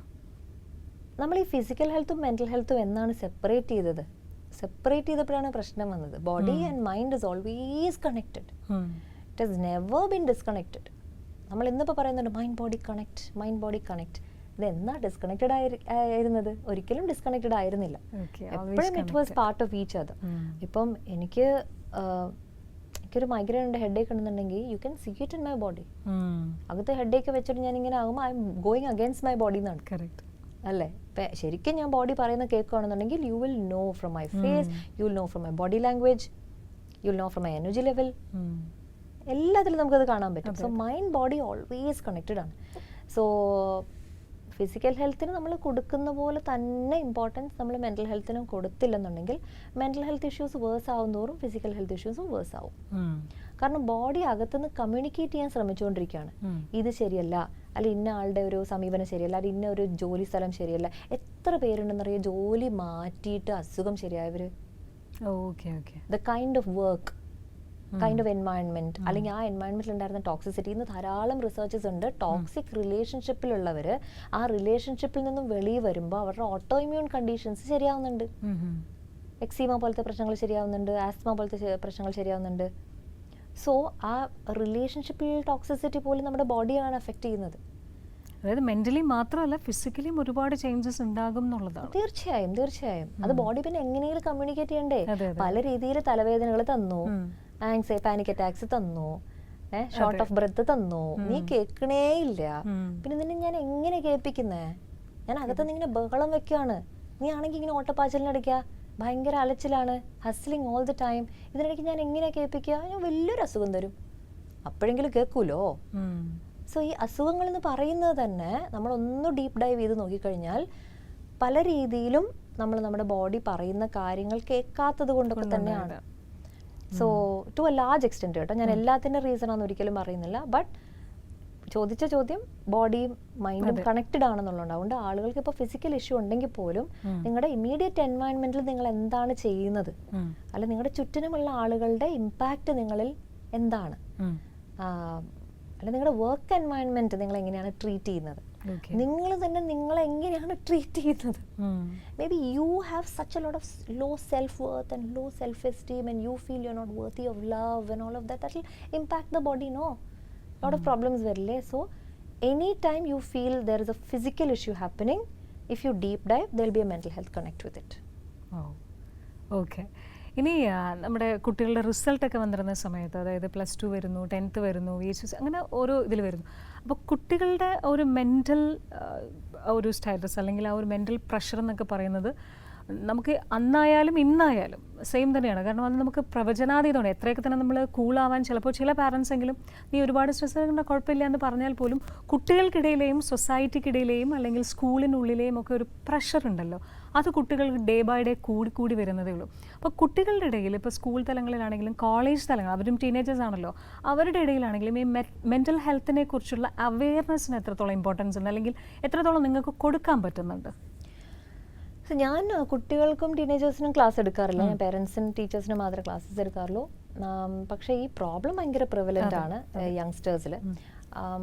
I would say parents again same thing, വീട്ടിൽ create that environment where the child feels very open to share. അമ്മ എനിക്കിങ്ങനെ ഞാനിങ്ങനെ പെർഫോമൻസ് ഒരു how much should I perform, അല്ലെങ്കിൽ എത്രത്തോളം മാർക്ക് കിട്ടിയാൽ നിങ്ങളൊക്കെ ഹാപ്പി ആവും എന്നൊക്കെ പറയുമ്പോൾ we can always reassure dum telling marks ഒന്നും അല്ല ദാറ്റ് മേക്സ് മീ ഹാപ്പി. നീ ഹാപ്പി ആയിരിക്കണം, അതാണ് എനിക്ക് ഏറ്റവും വലിയ കാര്യം, എൻ്റെ പ്രയോറിറ്റി അതാണ്. എത്രത്തോളം മാർക്ക് ഉണ്ടെന്ന് പറഞ്ഞിട്ട് മാർക്കുള്ള എത്രയോ ആളുകൾ ഇന്ന് വളരെ മോശമായിട്ടുള്ള മിസറബിൾ ആയിട്ടുള്ള ജീവിതങ്ങൾ നയിക്കുന്ന എത്രയോ ഹൈ അച്ചീവേഴ്സിന് നമുക്കറിയാം. അപ്പൊ നമ്മുടെയൊക്കെ തന്നെ ജനറേഷനിൽ ഭയങ്കര ഹൈ അച്ചീവേഴ്സ് ആയിരുന്നു അവർ. എത്ര പേര് ഇന്ന് വളരെ ഹാപ്പി ആയിട്ട് ജീവിക്കുന്നുണ്ട്. അപ്പോൾ എൻ്റെ അടുത്തൊരു കുട്ടി ഒരു റിട്രീറ്റിന് ഒരു കുട്ടി വന്നിട്ടായിരുന്നു. ഓരോരുത്തരെ അവരവരെ ഇൻട്രൊഡ്യൂസ് ചെയ്യാണ്. ഈ കുട്ടിയും അവളെ ജസ്റ്റ് പേര് പറഞ്ഞു, 2 മക്കളുണ്ട്, ഇന്ന സ്ഥലത്ത് നിന്ന് വന്നതെന്ന് പറഞ്ഞിരുന്നു. വേറൊരു കുട്ടി ഇവളെ ഇങ്ങനെ വാച്ച് ചെയ്യുന്നുണ്ടായിരുന്നു കുറേ നേരമായിട്ട്. അപ്പോൾ അവളുടെ റൗണ്ട് വന്നു, അവളെ ഇൻട്രൊഡ്യൂസ് ചെയ്തു വരുത്തി. അത് കഴിഞ്ഞപ്പോഴത്തേക്കും ഈ ബ്രേക്ക് ടൈം ആയപ്പം ഈ കുട്ടി ആ കുട്ടിയുടെ അടുത്ത് വന്നിട്ട് ഞാൻ നിങ്ങൾ എവിടെയോ കണ്ടിട്ടുണ്ടല്ലോ എന്ന് പറഞ്ഞിങ്ങനെ സംസാരിച്ച്, നിങ്ങൾ ഇന്ന സ്ഥലത്താണോ ഇന്ന സ്കൂളിലാണോ എന്ന് ചോദിച്ചപ്പം അത് ഈ കുട്ടിയുടെ സൂപ്പർ സീനിയർ ആണ്. ഈ കുട്ടി സൂപ്പർ സീനിയർ, ഒരു 3-4 ബാച്ച് മുകളിൽ. അപ്പോൾ നിങ്ങൾ ഹെഡ് ഗേൾ ഒക്കെ ആയിരുന്നില്ലേ, ക്യാപ്റ്റൻ ഒക്കെ ആയിരുന്നില്ലേ, നിങ്ങൾ മറ്റേ ബാസ്കറ്റ് ബോൾ ടീമിലൊക്കെ ഭയങ്കര ഇതായിരുന്നു ഈ പുള്ളിക്കാരി. അപ്പോൾ ആ കുട്ടി അതെ അതെ അതെ അതെ നിന്നെ പമ്മി പറഞ്ഞു. എന്നിട്ട് റിട്രീറ്റ് മുഴുവൻ കഴിഞ്ഞിട്ട് ലാസ്റ്റ് ഡേ പോകാൻ നേരത്തെ ഞങ്ങൾ ഓരോരോ കാര്യങ്ങളൊക്കെ പറഞ്ഞ് കരച്ചിലും പിടിച്ചിലും ഒക്കെയാണ്. അപ്പോൾ ഈ കുട്ടി പറയാണ്, ഞാൻ സ്കൂളിൽ ഭയങ്കര വലിയ താരമായിരുന്നു, വലിയ സംഭവമായിരുന്നു. പക്ഷെ എനിക്ക് the moment I went to കോളേജിൽ ഒത്തിരി ബ്രൈറ്റ് ആയിട്ടുള്ള ആളുകളാണല്ലോ ഒരുമിച്ച് വരുന്നത്, വലിയ വലിയ എൻട്രൻസ് എഴുതി പോകുന്ന വലിയ കോളേജ്. അപ്പൊ അവിടെ പോയപ്പോൾ ഞാൻ ഒന്നും അല്ലാന്നായിപ്പോയി. എന്നെ പുഷ് ചെയ്യാൻ ആരുമില്ല. സ്കൂളിൽ എന്ന് പറയുമ്പോൾ അങ്ങനെയല്ല, ടീച്ചേഴ്സ് പുഷ് ചെയ്യുന്നുണ്ട്, പേരൻസ് പുഷ് ചെയ്യുന്നുണ്ട്, എല്ലാവരും ഭയങ്കരമായിട്ട് തലക്കെറ്റി വെച്ചേക്കല്ലേ. കാരണം അവിടെ ഇപ്പം തമ്മിപ്പേദം തൊമ്മൻ എന്ന് പറയുന്ന പോലെ വലിയൊരു സംഭവമായിരുന്നു. വേറൊരു നീഷ് ക്രൗഡിന്റെ അടുത്തോട്ട് പോകുമ്പോൾ അവിടെ എല്ലാം ക്രീമുകളല്ലേ, ക്രീം കട്ടഞ്ഞാണ് മുകളിലോട്ട് നിൽക്കുന്നില്ല. അപ്പൊ അത്രയും ക്രീമുകളുടെ ഇടയ്ക്ക് എന്നെ പുഷ് ചെയ്യാൻ ആരുമില്ല, മോട്ടിവേറ്റ് ചെയ്യാൻ ആരുമില്ല, എന്നെ ആരും ശ്രദ്ധിക്കുന്നില്ല. അപ്പം ഞാൻ ആരും അല്ലാതെ ഒരു ഐഡന്റിറ്റി ക്രൈസിസ് ഭയങ്കരമായിട്ട് തോന്നി. കുറേ എക്സാം ഒന്നും ആ കുട്ടി എഴുതിയിട്ട് പോലും ഇല്ല, അത്രയ്ക്ക് ഇതായിപ്പോയി. ഭയങ്കര ഒരു ഹൈ പെർഫോമർ ആയിരുന്നു. അപ്പം ഞാനെന്താ പറയുക, നമ്മൾ ആ ഹൈ അച്ചീവർ എന്ന് പറഞ്ഞ് നമ്മളൊരു കുട്ടിയെ മോൾഡ് ചെയ്യുമ്പം അത് ആ കുട്ടിയെ എഫക്റ്റ് ചെയ്യുന്നുണ്ട്. കാരണം ആ മോട്ടിവേഷൻ ടു ഡൂ വെൽ എന്നുള്ളത് ആരും മോട്ടിവേറ്റ് ചെയ്തില്ലെങ്കിൽ എവിടെ നിന്ന് വരും? സെൽഫായിട്ട് റെഗുലേറ്റഡ് ആയിട്ട് നമ്മുടെ ഉള്ളിൽ നിന്ന് വരേണ്ടതാണ്. എനിക്ക് നന്നായിട്ട് ചെയ്യണം, അല്ലെങ്കിൽ എനിക്ക് സബ്ജക്ട് നല്ല ഇഷ്ടമാണ്, ഇഷ്ടപ്പെട്ട് ഞാൻ പഠിക്കാൻ പോവാണ്. ദാറ്റ് ഈസ് ഡിഫറെന്റ് ഫ്രം ഞാൻ 85% സ്കോർ ചെയ്ത് കഴിഞ്ഞാൽ എവരിബഡി വിൽ അപ്രീഷിയേറ്റ് മീ, അന്നേരം എൻ്റെ ഫോട്ടോ ഇതിൽ വരും, അപ്പോൾ അതിനുവേണ്ടി ഞാൻ പഠിക്കുന്നു. So what is the motivation behind your academic success എന്നുള്ളത് ചോദിച്ചാൽ പല ഹൈ അച്ചീവേഴ്സും പറയും that it was not them, that it was people around them. So അങ്ങനെ ചെയ്യുമ്പോൾ എന്ത് സംഭവിക്കുന്നു, ആ ഒരു ഹൈ അച്ചീവർ മെൻറ്റാലിറ്റിയിൽ നമ്മൾ കുട്ടികളെ വളർത്തിയെടുക്കുമ്പോൾ അവരുടെ nervous system will not be regulated. ഇപ്പം ലെറ്റ്സ് സേ നമ്മളൊരു എൻ്റെ ഒരു ഫ്രണ്ട് പറഞ്ഞ നല്ലൊരു എക്സാമ്പിളാണ്, പുള്ളിക്കാരി തെറപ്പിസ്റ്റാണ്. അവരുടെ nervous system will be like ഇപ്പോൾ ഫെറാറി ഓടുന്ന ഇതിൽ F1 സർക്യൂട്ട് റേസിൽ ഓടുന്ന ഒരു കാറിൻ്റെ സിസ്റ്റം പോലെ ആയിരിക്കും അവരുടെ സിസ്റ്റം. അപ്പം നമ്മൾ ആ സിസ്റ്റം കൊണ്ടുവന്ന് നോർമൽ ട്രാഫിക്കിലിടുമ്പം അതിനെന്ത് ചെയ്യണമെന്ന് അറിയത്തില്ല. അവരൊരു ട്രാഫിക് ഇരിക്കുന്നു, ജംഗ്ഷനിൽ നിൽക്കുന്നു, എല്ലാവരും വെയിറ്റ് ചെയ്യുന്നു പറയുമ്പോൾ അവർക്ക് പറ്റണില്ല, അവരിങ്ങനെ ആവുകയാണ്. പക്ഷെ അത് നമ്മൾ നോർമൽ സിറ്റുവേഷനിൽ ആവശ്യമില്ല. അപ്പോൾ അവർക്ക് എന്ത് സംഭവിക്കുന്നു, പലർക്കും നോർമൽ ലൈഫിൽ വരുമ്പോൾ ഒരു നോർമൽ ജോബ്, നോർമൽ ഫാമിലി എന്ന് പറയുമ്പോൾ they feel they are not worth anything. അപ്പം നമുക്ക് കുട്ടികൾക്ക് ഒരു ഹൈ അച്ചീവർ ആവുക അല്ലെ പെർഫോം ചെയ്യുക എന്ന് പറയുന്നതിനോടൊപ്പം തന്നെ ഫെയിലിയേഴ്സ് അക്സെപ്റ്റ് ചെയ്യാനും ഫെയിലിയർ വന്നാലും കുഴപ്പമില്ല എന്ന് പറഞ്ഞു കൊടുക്കുകയും അതുപോലെ തന്നെ ഫെയിലിയേഴ്സിൽ നിന്നുമാണ് ധാരാളം കാര്യങ്ങൾ നമുക്ക് പഠിക്കാൻ പറ്റുക എന്നതും എഡ് ഷീറൻ്റെ ഒരു ഇൻ്റർവ്യൂ ഞാൻ ഈയിടെ കണ്ടായിരുന്നു. അതിൽ പുള്ളി പറയുന്നുണ്ട് സക്സസിൽ നിന്നും ഒന്നും പഠിക്കാൻ പറ്റില്ല, തീർച്ചയായിട്ടും ഫെയിലിയേഴ്സിൽ നിന്നുമാണ് നമുക്ക് പഠിക്കാൻ പറ്റുന്നതും പെർഫെക്റ്റ് ആവാൻ പറ്റുന്നതും നെക്സ്റ്റ് അടുത്തതിൽ പോകാൻ പറ്റും. സോ അങ്ങനെയൊക്കെ നമ്മളൊന്ന് നേർച്ചർ ചെയ്ത് കഴിഞ്ഞാൽ ഐ തിങ്ക് അവർ എന്ത് വന്നാലും ദേ വിൽ ഹാൻഡിൽ എന്ന് എനിക്ക് തോന്നുന്നു. ഓക്കെ, ഇനി നമുക്ക് റിലേഷൻഷിപ്പിൻ്റെ കാര്യത്തിലോട്ട് കൊണ്ടുവരാം. കാരണം ഇന്ന് കോളേജിലേക്ക് കയറുന്ന, അല്ലെങ്കിൽ അത്രയും പോലും വേണ്ട, അതിന് മുമ്പേ തന്നെ ഇതിന് മുമ്പ് തന്നെ കുട്ടികൾക്കിടയിൽ ഉണ്ടാവുന്ന, അവരതിനെ സ്നേഹത്തോടെ വിളിക്കുന്ന ഒരു പേരും കൂടിയാണ് റിലേഷൻഷിപ്പ്. അത് എത്രത്തോളം സീരിയസ് ആയിട്ട് എടുക്കുന്നതിന് മുമ്പ് തന്നെയുള്ള കാര്യമാണ് പറയുന്നത്. പക്ഷേ ഇതിലേക്ക് വൺസ് അവർ ഇൻട്യൂട്ട് ആയി കഴിഞ്ഞാൽ പിന്നീട് ഏതോ ഒരു സമയത്ത് അവരുടെ ചിലപ്പോൾ വാക്കുകൾ കൊണ്ടോ അല്ലെങ്കിൽ അവരുടെ റിലേഷൻഷിപ്പിൽ എന്തെങ്കിലും തരത്തിലുള്ള ഒരു പ്രശ്നം ഉണ്ടായിക്കഴിഞ്ഞാൽ ആകെപ്പാടെ തളർന്നു പോകുന്ന കുട്ടികളാണ് നമ്മൾ കാണുന്നത്. ഇനി എന്ത് ചെയ്യണം, എൻ്റെ ലൈഫ് പോയി, ഇനി എനിക്ക് അവനില്ല അല്ലെങ്കിൽ അവളില്ല പറഞ്ഞിട്ടുള്ള കുറേ, ചിലപ്പോൾ ആരോടെങ്കിലും ഷെയർ ചെയ്യാം, അല്ലെങ്കിൽ ചിലപ്പോൾ ഇതുപോലെ നിങ്ങളെപ്പോലുള്ള എക്സ്പേർട്സിൻ്റെ അടുത്തായിരിക്കാം ഷെയർ ചെയ്യുന്നത്, ചിലപ്പോൾ കണ്ടിട്ടുണ്ടാവാം, കാണാതെ പോയിട്ടുണ്ടാവാം. പക്ഷെ ആ സമയത്ത് അവർക്ക് എന്താണ് മുന്നോട്ട് ചെയ്യാനുള്ളത് എന്ന് അറിയാതെ സ്റ്റക്കായിട്ട് നിൽക്കുന്ന ഒരു അവസ്ഥയുണ്ട്. പക്ഷെ അവരിൽ എന്തൊക്കെയോ കാലിബർ ഉണ്ട്, എന്തൊക്കെയോ ചെയ്യാനുണ്ട്, ഇതല്ല ലൈഫ് എന്നുള്ള കാര്യം പറഞ്ഞു കൊടുക്കാനിരിക്കുന്നവർക്കറിയാം. പക്ഷേ എങ്കിലും കുട്ടികൾക്ക് അത് ഓവർകം ചെയ്യാൻ പറ്റുന്നില്ല. അങ്ങനെ ഒരു റിലേഷൻഷിപ്പ് ബ്രേക്ക് വരുമ്പോൾ എങ്ങനെയാണ് അത് ഓവർകം ചെയ്യേണ്ടതെന്നുള്ളൊരു പൊതുവായിട്ടുള്ളത്, കാരണം ഓരോരുത്തരുടെ ഇൻഡിവിജ്വൽ ആണ്, പക്ഷേ എങ്കിലും അതിന് പൊതുവായിട്ട് എങ്ങനെ നമുക്ക് പറഞ്ഞു കൊടുക്കാം? ഇപ്പോൾ സുമി പറയുന്നത് ടീനേജേഴ്സിൽ റിലേഷൻഷിപ്പിൻ്റെ ഇഷ്യൂ ആണെന്നുണ്ടെങ്കിൽ അവരിപ്പം എൻ്റെയൊക്കെ പേജ് ഫോളോ ചെയ്താണ് അവർ ഇൻഫർമേഷൻ കളക്ട് ചെയ്യുന്നത്, അല്ലെങ്കിൽ യൂട്യൂബ് ചാനലുകളിൽ നിന്നും ഒക്കെയാണ്. കാരണം അവർക്ക് ഫ്രീ ആയിട്ട് കിട്ടുന്ന ഒരു കണ്ടന്റ്, ഓഫ് കോഴ്സ് നമ്മൾ ഫ്രീ അല്ല, നമ്മൾ ഇന്റർനെറ്റിന് പൈസ ചിലവഴിക്കുന്നുണ്ട്, അത് പക്ഷേ ആളുകൾ അത്രയും ആലോചിക്കുന്നില്ല. അവരെ സംബന്ധിച്ചിടത്തോളം ഫ്രീ കണ്ടന്റ് ആണ്. അപ്പോൾ അവർക്കിപ്പോൾ അതേ പറ്റത്തുള്ളൂ. കാരണം അവർക്കിപ്പോൾ ഒരു തെറപ്പിസ്റ്റിൻ്റെ അടുത്ത് പോയിട്ടിരുന്ന് സംസാരിക്കാനോ റിലേഷൻഷിപ്പ് കോച്ചിനോട് സംസാരിക്കാൻ പറ്റില്ല. നിറയെ പേർക്ക് വീട്ടിൽ സംസാരിക്കാൻ വരുന്ന ഒരു സാഹചര്യം ആയിരിക്കില്ല പേരൻസുമായിട്ടൊക്കെ. പക്ഷേ ഇത് ശരിക്കും ഡീൽ ചെയ്യേണ്ടത് പേരൻസ് തന്നെയാണ്. ഞാൻ അതുകൊണ്ടാണ് പിന്നെയും പറയുന്നത്, വീട്ടിൽ ആ ഒരു എൻവയൺമെന്റ് ഉണ്ടെന്നുണ്ടെങ്കിൽ, എന്തെങ്കിലും ഉണ്ടെന്നുണ്ടെങ്കിൽ they should come and tell us. ഇങ്ങനെ എനിക്കൊരു കുട്ടി ഇഷ്ടമാണ്, അല്ലെങ്കിൽ ഒരു പയ്യനെ ഇഷ്ടമാണ്, വേണ്ടെന്ന് പറഞ്ഞു, എനിക്ക് ഭയങ്കര വിഷമമാണ് എന്നൊക്കെ പറയുമ്പോൾ നമ്മളത് ഓക്കെ ഫൈൻ, ഇറ്റ്സ് നമ്മുടെ വാല്യൂ സിസ്റ്റത്തിനനുസരിച്ച്. ഒന്നില്ലെങ്കിൽ നമ്മൾ ക്ലിയർ ആയിട്ട് പറയണം, എനിക്ക് റിലേഷൻഷിപ്സ് ടീനേജിൻ്റെ സമയത്ത് എൻ്റെ value systems R against it, നമുക്കിപ്പോൾ അക്കാഡമിക്സ് മാത്രം ഫോക്കസ് ചെയ്തിട്ട് ഒരു 17-18 കഴിഞ്ഞിട്ട് ഫോക്കസ് ചെയ്താൽ പോരെ എന്നുള്ള രീതിയിൽ അത് ഗൈഡ് ചെയ്ത് കൊടുക്കുന്ന പേരൻസ് ഉണ്ട്. അല്ലെങ്കിൽ ചില parents cool with it, like അത് പോട്ടടാ, സാരമില്ല, അടുത്ത് നോക്കാം, ഓക്കെ ഇതൊക്കെ ഓരോരോ ട്രയൽ ആൻഡ് എറർ അല്ലേ, സാരമില്ല എന്നൊക്കെയുള്ള രീതിയിൽ അത് കാഷ്വൽ ആയിട്ട് എടുക്കുന്ന പേരൻസ്. അപ്പോൾ ഫസ്റ്റ് ഞാൻ ചോദിക്കുന്ന parents should be very clear about their own value system. നിങ്ങൾക്ക് ഫസ്റ്റ് ഓഫ് ഓൾ നിങ്ങൾക്ക് ടീനേജ് റിലേഷൻഷിപ്പ് ഓക്കെ ആണോ അല്ലേ എന്നുള്ള നിങ്ങൾക്ക് ക്ലാരിറ്റി. ഓക്കെ, അപ്പം അത് പേരൻസ് ചെയ്യേണ്ടതാണ് ചോദിച്ചാൽ. അല്ലെന്നുണ്ടെങ്കിൽ ഞാൻ ചോദിക്കുന്നത് ടീച്ചേഴ്സ്, സെക്കൻഡറി നമുക്ക് ഹെൽപ്പ് ചെയ്യാൻ പറ്റുന്ന ആളുകൾ ടീച്ചേഴ്സേ ഉള്ളൂ. അപ്പോൾ ടീച്ചേഴ്സ് ഇപ്പോൾ സ്കൂളൊരു നല്ലൊരു ട്രെയിനിങ് പ്രോഗ്രാം കണ്ടക്ട് ചെയ്യുകയാണ്, അഡോളസൻസ് എന്താണെന്ന് പഠിപ്പിച്ചു കൊടുക്കുകയാണ്, ആ പ്യൂബർട്ടിയുടെ സമയത്ത് അവർ എന്തൊക്കെയാണ് അണ്ടർഗോ ചെയ്യുന്നതെന്നുള്ളത് ടീച്ചേഴ്സിനൊന്ന് പറഞ്ഞു കൊടുത്താൽ പോലും കുറേയൊക്കെ പ്രശ്നങ്ങൾ അവർക്ക് തന്നെ, കാരണം ക്ലാസ്സിൽ പല പല കാര്യങ്ങൾ കാണുകെടുക്കുകയും ചെയ്യുന്ന ടീച്ചേഴ്സാണല്ലോ. അപ്പോൾ അതിൻ്റെ സീരിയസ്നെസ് അനുസരിച്ച് അവരത് പേരൻസിൻ്റെ അടുത്തോട്ട് കൊണ്ടുപോകണമെന്നോ, അല്ലെങ്കിൽ ചിലപ്പോൾ സീരിയസ് ആയിരിക്കില്ലായിരിക്കും, ചിലപ്പോൾ ഒരു സിമ്പിളായിട്ടുള്ള ഒരു കാര്യത്തിനായിരിക്കും പേരൻസിനെയൊക്കെ വിളിക്കുന്നത്. അപ്പോൾ അവർക്കത് മനസ്സിലാകും, ഈ ഒരു സീരിയസ്നെസ് ഇത് മതിയോ, ഇതിവിടെ നമുക്ക് ഹാൻഡിൽ ചെയ്യാവുന്ന കാര്യമുള്ളൂ, ഇതിന് വെറുതെ പേരൻസിനെ വിളിച്ച് ആ കുട്ടിയെ ഷെയിം ചെയ്ത് അതിന് ലൈഫ് ലോങ് ഒരു ട്രോമ ഉണ്ടാക്കുന്ന കാര്യമുണ്ടോ? അപ്പോൾ അത് ടീച്ചേഴ്സിന് ഒരു ഡിസിഷൻ എടുക്കാവുന്നേ ഉള്ളൂ. അല്ലെങ്കിൽ ഈ പറഞ്ഞ പോലെ എല്ലാ സ്കൂളുകളിലും ഒരു നല്ലൊരു കൗൺസിലർ വേണം.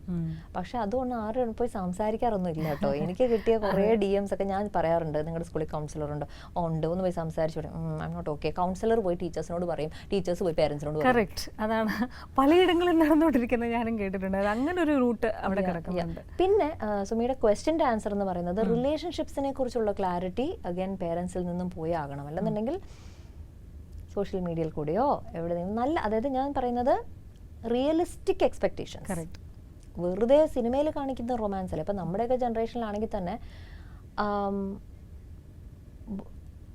What is our idea of love and romance? Where did it come from? എന്താണ് നമ്മളെ സംബന്ധിച്ചിടത്തോളം റൊമാൻറ്റിക്? അപ്പം നമുക്ക് ഏതെങ്കിലും ഒരു സ്ക്രിപ്റ്റ് റൈറ്ററുടെ തലയിൽ ഉദിച്ച് ഏതെങ്കിലും ഒരു ഡയറക്ടർ വിഷ്വലി കാണിച്ച ഒരു കാര്യമായിരിക്കും നമ്മുടെ തലയിലോട്ട് റൊമാൻറ്റിക് എന്ന് പറഞ്ഞ് കയറി പോയിരിക്കുന്നത്. നമ്മുടെ പാർട്ട്ണർ ചിലപ്പോൾ അങ്ങനെ റൊമാൻസ് കാണിക്കുന്ന ആളായിരിക്കില്ല. അപ്പൊ അത് വലിയ വിഷമല്ലേ? എന്റെ ബർത്ത്ഡേ ആയിട്ട് എനിക്കൊരു ബൊക്കെ പോലും തന്നില്ല. ചിലപ്പോൾ ആ പുള്ളിയുടെ ലവ് ലാംഗ്വേജ് വേറെ ആയിരിക്കും, ക്വാളിറ്റി ടൈം ആയിരിക്കും. 5 ലവ് ലാംഗ്വേജസ് ഉണ്ടല്ലോ. അപ്പം ഓരോരുത്തർക്കും ഓരോരോ ലവ് ലാംഗ്വേജ് ആയിരിക്കും വർക്ക് ആവുന്നത്. അപ്പോൾ ആ ഒരു അണ്ടർസ്റ്റാൻഡിങ് എത്രത്തോളം നമുക്കത് it will bring us peace and relief. Okay പുള്ളി വേറെ രീതിയിലാണ് പുള്ളിയുടെ അഫെക്ഷൻ കാണിക്കുന്നത്. ഇപ്പൊ എനിക്കൊക്കെ എന്ന് പറയുമ്പോൾ വേർഡ്സ് ഭയങ്കര ഇമ്പോർട്ടൻ്റ് ആണ്, വേർഡ്സ് ഓഫ് അഫർമേഷൻ. അത് എൻ്റെ ടോപ്പ് ലവ് ലാംഗ്വേജ് അതാണ്. അപ്പൊ ഞാനിപ്പം സുമിയോട് ലവ് കാണിക്കണം എന്ന് പറഞ്ഞാൽ ഞാൻ അതേ കാണിക്കത്തുള്ളൂ. ഈ ഡ്രസ്സ് അടിപൊളിയാട്ടോ സുമിക്ക്, ഈ ഹെയർ സ്റ്റൈൽ സൂപ്പർ ആയിട്ടുണ്ട് കേട്ടോ. അപ്പൊ അത് വേർഡ്സിൽ കൂടി ഞാൻ കൊണ്ടുവരും. അപ്പൊ ഞാൻ എന്ത് ചെയ്യും, ഞാൻ അത് എക്സ്പെക്ട് ചെയ്യും. എന്റെ ലവ് ലാംഗ്വേജ് എന്താണോ അത് തന്നെ നമ്മൾ എക്സ്പെക്ട് ചെയ്യുന്നത്. പക്ഷെ നമ്മുടെ പാർട്ട്ണർ അതായിരിക്കില്ല. എന്റെ പാർട്ട്ണർക്ക് പക്ഷെ റിസീവിംഗ് ഗിഫ്റ്റ്സ് ആയിരിക്കും ലവ് ലാംഗ്വേജ്, ഗിഫ്റ്റ്സ്. അപ്പൊ എനിക്ക് ഓരോ സാധനങ്ങൾ വാങ്ങിച്ചു തരും. അപ്പൊ അത് അറിയാൻ പാടില്ലാത്ത ഞാൻ എന്ത് ചെയ്യും, വാങ്ങിച്ച സാധനത്തെ കുറ്റം പറയും. ഈ കളറൊന്നും എനിക്ക് ഇഷ്ടമേ അല്ല. പക്ഷെ ആ പാർട്ട്ണർ ലവ് കാണിക്കുന്നത് ചിലപ്പം ഗിഫ്റ്റ്സിൽ കൂടെ ആയിരിക്കും, ചിലപ്പോൾ ക്വാളിറ്റി ടൈമിൽ കൂടെ ആയിരിക്കും, അല്ലെങ്കിൽ വേറെ ആക്ട്സ് ഓഫ് സർവീസ്, അങ്ങനെ കുറെ ലവ്. അപ്പം അതിനെക്കുറിച്ചൊക്കെയുള്ള ഒരു അണ്ടർസ്റ്റാൻഡിംഗ് ഉള്ളത് നമുക്ക് വളരെ ഹെൽപ്ഫുൾ ആയിരിക്കും. അതുപോലെ തന്നെ വീട്ടിൽ ഇൻസെക്യൂർ റിലേഷൻഷിപ്സെ കണ്ടിട്ടുണ്ടെങ്കിൽ നമ്മളും കുട്ടികളും ഇൻസെക്യൂർ റിലേഷൻഷിപ്സിൽ പോയി ചാടാനുള്ള സാധ്യതകളുണ്ട്. അവർ കാണുന്നത് അമ്മയും അച്ഛൻ്റെ ഇടയ്ക്കുള്ള ഒരു ആങ്ഷ്യസ് അറ്റാച്ച്മെന്റോ ഒരു അവോയ്ഡന്റ് അറ്റാച്ച്മെന്റോ ഒക്കെ ആണെന്നുണ്ടെങ്കിൽ അവരുടെ റിലേഷൻഷിപ്പ് എക്സ്പെക്ടേഷൻസിൽ അവർ അത് പോയി ചെയ്യും. ഒരാൾ ഇങ്ങനെ സ്നേഹത്തിന് വേണ്ടി ഒരാളുടെ പുറകെ പോകുന്നു, മറ്റൊരാൾ അതിങ്ങനെ മൈൻഡ് ചെയ്യാതെ പോകുന്നു. അപ്പം ഇങ്ങനെ സ്നേഹം പിടിച്ചു പറ്റാനുള്ള ഒരു ശ്രമം. പിന്നെ നമ്മൾ ചുറ്റിനും സിനിമകളിൽ കൂടെ കഥകളിൽ കൂടെയൊക്കെ കേട്ടിരിക്കുന്നൊക്കെ ഇതൊക്കെയല്ലേ. Love will only happen once. അങ്ങനെ നമ്മുടെ സബ് കോൺഷ്യസ് മൈൻഡിലകത്ത് എത്രയോ ലിമിറ്റിംഗ് ബിലീഫ്സ് ആണ് കയറി പറ്റിയേക്കുന്നത്. ഇതൊക്കെ ഒരിക്കൽ സംഭവിച്ചാലേ പറ്റൂ. ട്രൂ ലവ് ഒരിക്കലേ പറ്റത്തുള്ളൂ. സോൾമേറ്റ് ഒരാളേ ഉള്ളൂ. ഒരിക്കൽ പോയാൽ പിന്നെ പോയി, പിന്നൊന്നും കിട്ടത്തില്ല. പിന്നെ ഈ ഒരു ലവ് ഫെയിലിയർ ആയിട്ട് ഇങ്ങനെ നടക്കുന്ന ആളുകൾ, ഇങ്ങനെ കള്ളും കുടിച്ച് ഇങ്ങനെ നടക്കുന്ന ആളുകളെ നമ്മൾ സിനിമയിലും ഇതിലൊക്കെ ആണ്. പാട്ടുകൾ, അവർക്ക് വേണ്ടിയുള്ള പാട്ടുകൾ എഴുതിയിട്ടുണ്ട്.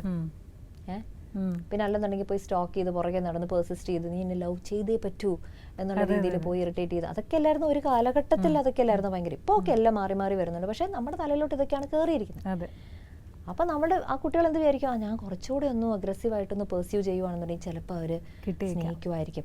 ചിലപ്പോൾ ഞാൻ കുറേ കൂടെ ലവ് ഒന്ന് പ്രൂവ് ചെയ്യുവാണെന്നുണ്ടെങ്കിൽ ചിലപ്പം അവരെ കൊണ്ട് ലവ് ചെയ്യിപ്പിക്കാൻ പറ്റുമായിരിക്കും. അപ്പം ഇതിപ്പം കറക്റ്റായിട്ടുള്ളൊരു ധാരണ about relationships or love or intimacy or connection ഇത് എവിടുന്ന് വരണം? ഒന്നില്ലെങ്കിൽ പാരൻസിൽ നിന്നും അത് പാസ് ഓൺ ആയി വരണം, അല്ലെന്നുണ്ടെങ്കിൽ ചുറ്റിനും കാണുന്ന ഈ sub conscious references like media, movies, ഇതിൽ നിന്നൊക്കെ കറക്റ്റായിട്ടുള്ള ഇൻഫർമേഷൻ പോകണം. അപ്പം ഇപ്പം ഭാഗ്യത്തിന് സിനിമകളൊക്കെ ഇത്തിരി മാറി മാറി വരുന്നുണ്ട്, അത്രത്തോളം ടോക്സിസിറ്റി ഒന്നും കാണിക്കുന്നില്ല. അപ്പം പയ്യെ പയ്യെ മാറുമായിരിക്കും. അറ്റ് ദ സെയിം ടൈം ഇന്നത്തെ പേരൻസ് ആണെങ്കിൽ തന്നെ അവരിതൊക്കെ മനസ്സിലാക്കണം, അറിയണം. നമുക്ക് സംഭവിച്ചത് നമ്മുടെ കുട്ടികൾക്ക് സംഭവിക്കാൻ പാടില്ല എന്നൊക്കെയുള്ളൊരു വിചാരം ഉണ്ട് ആളുകൾക്ക്. So they trying to learn, they trying to unlearn a lot of things. നോക്കാം ഇനിയുള്ള നാളുകളിൽ. നമ്മുടെ ശരിക്കും കുഞ്ഞു മക്കൾക്ക് നമ്മൾ എപ്പോഴും പറയുന്ന അല്ലെങ്കിൽ പറഞ്ഞു കൊടുക്കാൻ ആഗ്രഹിക്കുന്ന, പറയണമെന്ന് പഠിപ്പിക്കുന്ന ഒരു കാര്യമാണ് ഈ good touch and bad touch. ഇന്നത്തെ കാലഘട്ടത്തിൽ കുറച്ച് കൂടുതൽ നമ്മളത് കേൾക്കുന്നൊരു കാര്യമാണ്. കുട്ടികളെ അത് പഠിപ്പിക്കണം, മാൻഡേറ്ററി ആണ്. ശരിക്കും ഈ ഗുഡ് ടച്ചും ബാഡ് ടച്ചും എങ്ങനെ പഠിപ്പിച്ച് കൊടുക്കേണ്ടേ? So good touch bad touch എന്ന് പറഞ്ഞ കോൺസെപ്റ്റ് ഇപ്പം ഔട്ട്ഡേറ്റഡ് ആയി. അതിന് പകരം safe and unsafe touch and behaviour എന്നാണ് പറഞ്ഞു കൊടുക്കേണ്ടതെന്നാണ് ഇപ്പോൾ ഉള്ള സ്റ്റഡീസ്. അപ്പോൾ ഇപ്പം ഗുഡ് ടച്ച് ബാഡ് ടച്ച് നമ്മൾ കണ്ടിന്യൂ ചെയ്യുന്നില്ല. സേഫ് ആൻഡ് അൺസേഫ് ടച്ച്, അതായത് കൂടുതലും അബ്യൂസ് സംഭവിക്കുന്ന 97% കേസസിൽ ക്ലോസ് ഫാമിലി മെമ്പർ അല്ലെ ഫാമിലി ഫ്രണ്ടിൽ നിന്നുമാണ്. സ്ട്രേഞ്ചർ ഡേഞ്ചർ അല്ല പണ്ടത്തെ പോലെ പിള്ളേപ്പെടുത്തുകാരെ കുടിച്ചോട്ട് പോകും, ആ ഒരു ഇതല്ല. ക്ലോസ് ആയിട്ട് അറിയാവുന്ന ആളുകളാണ്. ഫാമിലിയുടെ ഡൈനമിക്സ് അറിയാം, ഈ കുട്ടി എപ്പോഴാണ് വീട്ടിൽ തന്നെ ഇരിക്കുന്നത് എന്നുള്ളത് അറിയാം, അല്ലെങ്കിൽ പേരൻസ് ഈ കുട്ടിയെ വെളി വിളിച്ചുകൊണ്ട് പോകുന്നില്ല അപ്പം നമുക്ക് വിളിച്ചുകൊണ്ട് പോകാന്നുള്ളത് അറിയാം. അങ്ങനെ വളരെ ക്ലോസ് ഫാമിലി മെമ്പറോ ഫാമിലി ഫ്രണ്ടോ ആണ് കൂടുതലും അബ്യൂസിൽ ഇത് ചെയ്യുന്നെന്നുള്ളതാണ് റിസർച്ച് പറയുന്നത്. അപ്പൊ അങ്ങനെ ചെയ്യുമ്പോൾ അവർ പോയി നേരെ കുട്ടിയുടെ പ്രൈവറ്റ് പാർട്സ് ഒന്നും തൊടത്തൊന്നുമില്ല. തൊട്ടാ കൊച്ച് ബഹളം ഉണ്ടാക്കില്ല, കൊച്ചിനറിയത്തില്ല അമ്മയെ അല്ലെങ്കിൽ ഗ്രാൻഡ്മായും മാത്രമേ എന്നെ ക്ലീൻ ചെയ്യത്തുള്ളൂ, കുളിപ്പിക്കത്തുള്ളൂ, അല്ലെങ്കിൽ പപ്പയെ ക്ലീൻ ചെയ്യും, അതറിയാമല്ലോ കൊച്ചിന്. അപ്പൊ പെട്ടെന്നൊരു വേറൊരാൾ വന്ന് പ്രൈവറ്റ് പാർട്ടിലല്ല തൊടുന്നേ. അപ്പൊ അവർ ചെയ്യുന്നത് ഗ്രൂമിങ് എന്നൊരു പ്രോസസ്, സെക്ഷൽ ഗ്രൂമിങ് എന്ന പ്രോസസ്സിൽ കൂടെ കുട്ടിയുടെ ട്രസ്റ്റ് ഏൺ ചെയ്യുകയാണ് ചെയ്യുന്നത്. അപ്പൊ ഇടയ്ക്കിടയ്ക്ക് ഫാമിലി വിസിറ്റ് ചെയ്യും, കൊച്ചിന്റെ ആ കൂടെ പോയി ഇരിക്കും, കൊച്ചു ചിലപ്പം അതെ ഒന്ന് കെട്ടിപ്പിടിച്ചെന്നിരിക്കും, അടി കയറ്റിയിരുത്തിയെന്നിരിക്കും, ഞാൻ മിഠായി വാങ്ങിച്ചു തരട്ടേന്ന് ചോദിക്കും. അപ്പൊ പേരൻസിനോട് പറയും, യോ ഇന്ന് മിഠായി വാങ്ങിക്കാൻ മറന്നുപോയി, ഞാൻ താഴത്തെ കടന്ന് പോയി മേടിക്കാം, നീ കൂടെ വരുന്നു, കൊച്ചും കൂടെ വരുന്നു എൻ്റെ കൂടെ, നമുക്ക് പോയി മേടിക്കാം എന്നൊക്കെ പറഞ്ഞു. അപ്പോൾ വളരെ ചെറിയ കുഞ്ഞു കുഞ്ഞു ആക്ടിവിറ്റീസിൽ കൂടെയാണ് അവർ ഈ ട്രസ്റ്റ് ഏൺ ചെയ്യുന്നത്. ഈ കുഞ്ഞിന് പക്ഷേ ഈ ഒരു പ്രെഡേറ്ററിൻ്റെ അപ്രോച്ച് അൺഹെൽത്തി ആയിട്ടോ അൺസേഫ് ആയിട്ടോ ഫീൽ ചെയ്താൽ പോലും റിയാക്ട് ചെയ്യാൻ പറ്റാണ്ട് പോകും. ഈ ടച്ച് വരുമ്പോൾ മാത്രമേ പറയാവുള്ളൂ നമ്മൾ പഠിപ്പിച്ചു കൊടുത്താൽ ടച്ച് വരുന്നത് വരെ കൊച്ചിന് റിയാക്ട് ചെയ്യാൻ പറ്റത്തില്ല. കാരണം ടച്ച് സംഭവിച്ചിട്ടില്ല. സോ കാരണം നമ്മളെ പ്രൈവറ്റ് പാർട്സിൽ ടച്ച് ചെയ്യാണ്ട് വെറുതെ ഒന്ന് കവളത്ത് ടച്ച് ചെയ്ത് പോലും they can make us feel weird no. കൂടെ വന്നിരിക്കാം, അല്ലെങ്കിൽ ഒരു പൊണോഗ്രാഫിക് ആയിട്ടുള്ള പിക്ചർ കാണിക്കാം, അല്ലെങ്കിൽ ഒരു അഡൾട്ട് ജോക്ക് പറയാം, അല്ലെന്നുണ്ടെങ്കിൽ ഒരു അവരുടെ സെക്ഷൽ ബോഡി പാർട്സ് കാണിക്കാം. അങ്ങനെ ടച്ച് ഇല്ലാത്ത എത്രയോ കാര്യങ്ങൾ സംഭവിക്കാം. അപ്പം നമ്മൾ ടച്ചിൽ ഫോക്കസ് ചെയ്യാണ്ട് ഫീലിങ്ങിൽ സേഫ് ഓർ അൺസേഫ്. അത് മാത്രമല്ല, കുട്ടിയുടെ cognitive brain prefrontal cortex develop ചെയ്യാൻ ടൈം ആവും. 6-7 ഇയേഴ്സിന് ശേഷം അതിന്റെ ഡെവലപ്മെന്റ് കാര്യമായിട്ട് തുടങ്ങുന്നുള്ളൂ. അപ്പം നമ്മൾ ഈ ഗുഡ് ബാഡ്, ആ പർട്ടിക്കുലർ പ്ലേസ്, ടച്ച് എന്നൊക്കെ പറഞ്ഞ് കണക്ട് ചെയ്ത് കൊടുക്കുന്നതൊക്കെ ആ പ്രായത്തിൽ കോംപ്ലിക്കേറ്റഡ് ലോജിക്കൽ ആക്ടിവിറ്റീസ് ആണ്. പക്ഷെ ആ പ്രായത്തിൽ നല്ലപോലെ ഏകദേശം ഡെവലപ്പ് ആയിക്കൊണ്ടിരിക്കുന്നത് ലിംബിക് സിസ്റ്റം ആണ്. അപ്പം നമ്മുടെ ഇമോഷൻസ് കുറച്ചുകൂടെ കുട്ടിക്ക് കണക്ട് ചെയ്യാൻ പറ്റുന്നുള്ളുണ്ട്. What do you feel? അപ്പൊ that child will be able to say, ഈ അങ്കിള് വീട്ടിൽ വരുമ്പോൾ എനിക്ക് അങ്ങനെ ഇഷ്ടപ്പെടുന്നൊന്നുമില്ല, അല്ല എന്നെ ഒരു മാതിരി ഇങ്ങനെ നോക്കുന്നുണ്ട്. അപ്പൊ അബ്യൂസ് പോലും നടന്നിട്ടുണ്ടാവില്ല. ഞാൻ പറയുന്നത് വെച്ചാല് ഈ റെഡ് ലൈറ്റ് വരുന്നതിന് മുമ്പ് ആ ഓറഞ്ച് ലൈറ്റിലും യെല്ലോ ലൈറ്റിലും തന്നെ നമുക്ക് പിടിക്കാൻ പറ്റും. ഇങ്ങനെയുള്ള ഒരു അൺഹെൽത്തി ആയിട്ടുള്ള ഒരു സമീപനം നമുക്ക് പിടിക്കാൻ പറ്റും. അപ്പം ഗുഡ് ആൻഡ് ബാഡിന് പകരം സേഫ് ആൻഡ് അൺസേഫ്. നിനക്ക് എന്താ തോന്നണേ? What is your body tell you? അപ്പൊ ആ കൊച്ചു നമുക്ക് കറക്റ്റ് ആയിട്ട് പറയും, അങ്ങനെ പറയും, ഞാൻ വരത്തില്ല എന്നൊക്കെ പറയും. അപ്പോൾ അവിടെ അബ്യൂസ് നടക്കുന്നത് വരെ നമ്മളോട് വെയിറ്റ് ചെയ്യേണ്ട ഒരു കാര്യമില്ല. അപ്പം അതുകൊണ്ട് സേഫ് ആൻഡ് അൺസേഫ് ആണ് ഇപ്പം നമ്മൾ യൂസ് ചെയ്യാൻ പറയുന്നത്. പക്ഷെ അത് കണക്ട് ചെയ്ത് തന്നെ ഒരു ക്വസ്റ്റ്യൻ ചോദിക്കട്ടെ. കുട്ടികൾ സ്കൂളിൽ പോകാൻ മടി കാണിക്കാറുണ്ടല്ലോ. അത് ചിലപ്പോൾ പാരൻസ് പഠിക്കാൻ മടി കാണിച്ചിട്ടായിരിക്കും, അല്ലെങ്കിൽ സ്കൂൾ അങ്ങനെയുള്ളൊരു മെൻറ്റാലിറ്റി മാത്രമേ പാരൻസിൻ്റെ ഭാഗത്തു നിന്ന് അവർക്ക് വരുന്നുള്ളൂ. കാരണം ഇത്രയും കുട്ടികൾ വരുന്ന ഒരു സ്ഥലം അങ്ങനെ. പക്ഷേ ചില പോയിന്റിലെങ്കിലും കുട്ടികൾ അവിടെ സേഫ് അല്ലാത്തതാണെന്ന് അവരുടെ ഉള്ളിൽ തോന്നുന്നതായിരിക്കുമോ ഈ കരച്ചിലിൻ്റെ പിന്നിലുള്ളത് എന്നുള്ളൊരു ചോദ്യം വന്നിട്ടുണ്ടോ? ഇതിപ്പം ജൂൺ ആവാറായില്ലേ, ഇപ്പം സ്കൂൾ തുറക്കാൻ പിള്ളേരൊക്കെ കരഞ്ഞുകൊണ്ടുള്ള വീഡിയോ ഒക്കെ ആളുകൾ എടുത്തില്ല. എനിക്ക് മനസ്സിലാകാത്തൊരു കാര്യം സുമി, കുട്ടികൾ കരയുന്നത് ഒരു ഡിസ്ട്രെസ്സിൻ്റെ സൈനാണ്, അതൊരു ക്യൂട്ട്നെസ്സിൻ്റെ സൈൻ അല്ല. ഇത് കാണുന്ന ആളുകൾക്ക് എന്തെങ്കിലും മനസാക്ഷി ഉണ്ടെന്നുണ്ടെങ്കിൽ നിങ്ങൾ കുട്ടികൾ കരയുന്നത് എടുത്ത് കോമഡി വീഡിയോ ആക്കാതിരിക്കുക. അവർ ഡിസ്ട്രെസ്സിലാണ്, അവരുടെ നെർവസ് സിസ്റ്റം ഡിസ്റെഗുലേറ്റഡ് ആണ്, അവരുടെ സിമ്പത്തറ്റിക് മോഡിലാണ്. അവർക്ക് അതുകൊണ്ട് അവരിങ്ങനെ വെളിയിൽ കൊണ്ടുവന്നുകൊണ്ടിരിക്കുകയാണ് ആ പേടിയും ഒരു അൺസേഫ് ഫീലിംഗും ഒക്കെ. ഏറ്റവും വലിയൊരു റീസൺ ആയിട്ട് ഞാൻ കാണുന്നത് കുട്ടികൾ റെഡി അല്ലാത്തപ്പോൾ അവരെ സ്കൂളിലോട്ട് അയക്കുന്നത്. So when they have to be emotionally ready to disconnect from the care provider. So നമ്മൾ ഒരു നേച്ചറിൽ നമ്മൾ ജീവിച്ചുകൊണ്ടിരിക്കുന്ന ഒരു സിറ്റുവേഷനിൽ എപ്പോഴും കുഞ്ഞുങ്ങൾ പ്രൈമറി കെയർ ഗീവറിൻ്റെ കൂടെ, അമ്മയുടെ കൂടെ, അല്ലെന്നുണ്ടെങ്കിൽ കമ്മ്യൂണിറ്റിയിലോ ട്രൈബിലോ വില്ലേജിലോ ഉള്ള ആളുകളുടെ കൂടെ കെട്ടി ബേബി വെയർ ചെയ്താണ് നമ്മൾ അല്ല അച്ഛൻ്റെ പുറകിൽ അല്ല അമ്മയുടെ പുറകിൽ അങ്ങനെയാണ് പോകുന്നത്. അവിടെ ഒരിക്കലും ഒരു ഫിസിക്കൽ ഡിസ്കണക്ട് സംഭവിക്കുന്നില്ല. അത് നമ്മൾ ഇങ്ങനെ ഒരു അർബൻ ലിവിങ്ങിലോട്ട് വന്നപ്പോഴാണ് ആ ഫിസിക്കലി ഡിസ്കണക്ട് ആവാൻ തുടങ്ങുന്നത്. അപ്പോൾ പല കുട്ടികളും അതിന് തയ്യാറല്ല, ഇമോഷണലി റെഡിയല്ല, സൈക്കോളജിക്കലി റെഡിയല്ല. അതിന് മുമ്പേ തന്നെ പോയി കട്ട് ചെയ്ത് കൊടുക്കുമ്പോൾ നമ്മുടെ ഉള്ളിൽ ആ 3.5 വയസ്സിൽ സ്കൂളിൽ പോകണം എന്നുള്ളൊരു ബിലീഫ് നമ്മുടെ ഉള്ളിലുണ്ട്. എന്നാര് പറഞ്ഞു? ആ കുട്ടി അതിന് റെഡി അല്ലെങ്കിലോ, ആ കുട്ടിക്ക് ടൈം ആയിട്ടില്ലെങ്കിലോ അല്ലേ? അപ്പൊ അങ്ങനെ നോക്കുമ്പോൾ ഇപ്പോൾ ഒരു കാലഘട്ടമൊന്നുമല്ല, ഒരു 2 ജനറേഷൻസ് മുമ്പ് വരെ സ്കൂളെന്ന് പറഞ്ഞാൽ തന്നെ 6-7 വയസ്സിൽ ശേഷമേ ഉള്ളൂ. അപ്പൊ അന്നേരം നമ്മുടെ പ്രീഫ്രണ്ടൽ കോർട്ടെക്സ് ഡെവലപ്പ് ചെയ്യാൻ തുടങ്ങി, ലോജിക്കൽ ബ്രെയിൻ്റെ ഡെവലപ്മെന്റ്. ലോജിക്കൽ ബ്രെയിൻ ഡെവലപ്പ് ആയാൽ മനസ്സിലാകും ഞാൻ അവിടെ പോയാൽ തിരിച്ചു വരാൻ പറ്റും. അപ്പൊ ലോജിക്കൽ ബ്രെയിൻ ഡെവലപ്പ് ആകാത്തൊരു കുട്ടിക്ക് അവിടെ കൊണ്ടിട്ട് എന്നെ അറിയാൻ പാടില്ലാത്ത ആരൊക്കെ ഉണ്ട്. അപ്പൊ ഞാൻ എന്ത് ചെയ്യും? പർട്ടിക്കുലർ ടൈമിൽ സുസു പോവുള്ളൂ, പർട്ടിക്കുലർ ഇതിലേ ചെയ്യാവുള്ളൂ. ചില പിള്ളേർ അന്നേരം ബോട്ടി ട്രെയിൻ പോലും ആയിട്ടുണ്ടാവില്ല. 2-3 പ്രീ സ്കൂളിലൊക്കെ വിടുമ്പോൾ നമ്മൾ എന്നാ ചെയ്യും? എത്ര ട്രെയിനിങ്, എത്ര എഡ്യൂക്കേഷണൽ ഇൻസ്റ്റിറ്റ്യൂഷൻസിൽ ഉള്ള ഫെസിലിറ്റേറ്റേഴ്സ് അല്ലെങ്കിൽ അവിടുത്തെ എഡ്യൂക്കേറ്റേഴ്സ്, അവിടുത്തെ teachers are trained to handle all these things. പല വീഡിയോകളും ഞാൻ കാണുന്നത് ആ ടീച്ചർമാർ തന്നെ എടുക്കുന്ന വീഡിയോകൾ ഞാൻ കണ്ടിട്ടുണ്ട്. അപ്പം ഞാൻ ആലോചിക്കാറുണ്ട്, ഈ basic training of the child being in distress ഇവർക്ക് അറിയില്ലെന്നുണ്ടെങ്കിൽ അവരെങ്ങനെയാ ഇത് നടത്തിക്കൊണ്ട് പോകുന്നു ഞാൻ ആലോചിക്കാറുണ്ട്. സോ ടോപ്പ് റീസൺ എന്നെ സംബന്ധിച്ചിടത്തോളം the child is not ready to go. That is one big reason why they cry, because they don't feel safe, they don't know those people. അപ്പം അങ്ങനെയുള്ളപ്പം നമ്മൾ പേരൻസിനോട് പറയുന്നത്, നിങ്ങൾക്ക് അതിൽ കൂടുതൽ നിർബന്ധമാണെന്നുണ്ടെങ്കിൽ നിങ്ങൾ അവിടെ പോയി ഒരാഴ്ച ഇരിക്കേ, 10 ദിവസം ഇരിക്കേ. അങ്ങനെ അലോ ചെയ്യുന്ന ഒത്തിരി സ്ഥലങ്ങളുണ്ട്. അങ്ങനെ അലോ ചെയ്യണം. അത് അലോ ചെയ്യാത്ത ആളുകൾ പിന്നെ എൻ്റെ കുട്ടിയെ വളർത്തണ്ടെന്നേ. അത് അലോ ചെയ്യാത്തൊരു സ്ഥലത്ത്, അത്രയും പോലും കുട്ടിയുടെ ബ്രെയിൻ ഡെവലപ്മെന്റ് അറിയാൻ പാടില്ലാത്തൊരു സ്ഥലത്ത് ഞാൻ കുട്ടിയെ ഫുൾ ഡേ എടുത്തിട്ട് വരുമോ? നാളെ അതിനുണ്ടാവുന്ന ട്രോമ പിന്നെ അടുത്തതിന് പോകണം അല്ലേ? അപ്പൊ അതിൽ ബെറ്റർ ഒരു 6 months ഒന്ന് വെയിറ്റ് ചെയ്ത് കഴിഞ്ഞാൽ ആ കുട്ടി റെഡി ആവും. അത് ഞാൻ പല സിറ്റുവേഷനിലും കണ്ടിട്ടുണ്ട്. ഒരു 3-4 monthസിലൊക്കെയാണ് കുട്ടികളുടെ ഡെവലപ്മെന്റ് പെട്ടെന്നാവുന്നത്.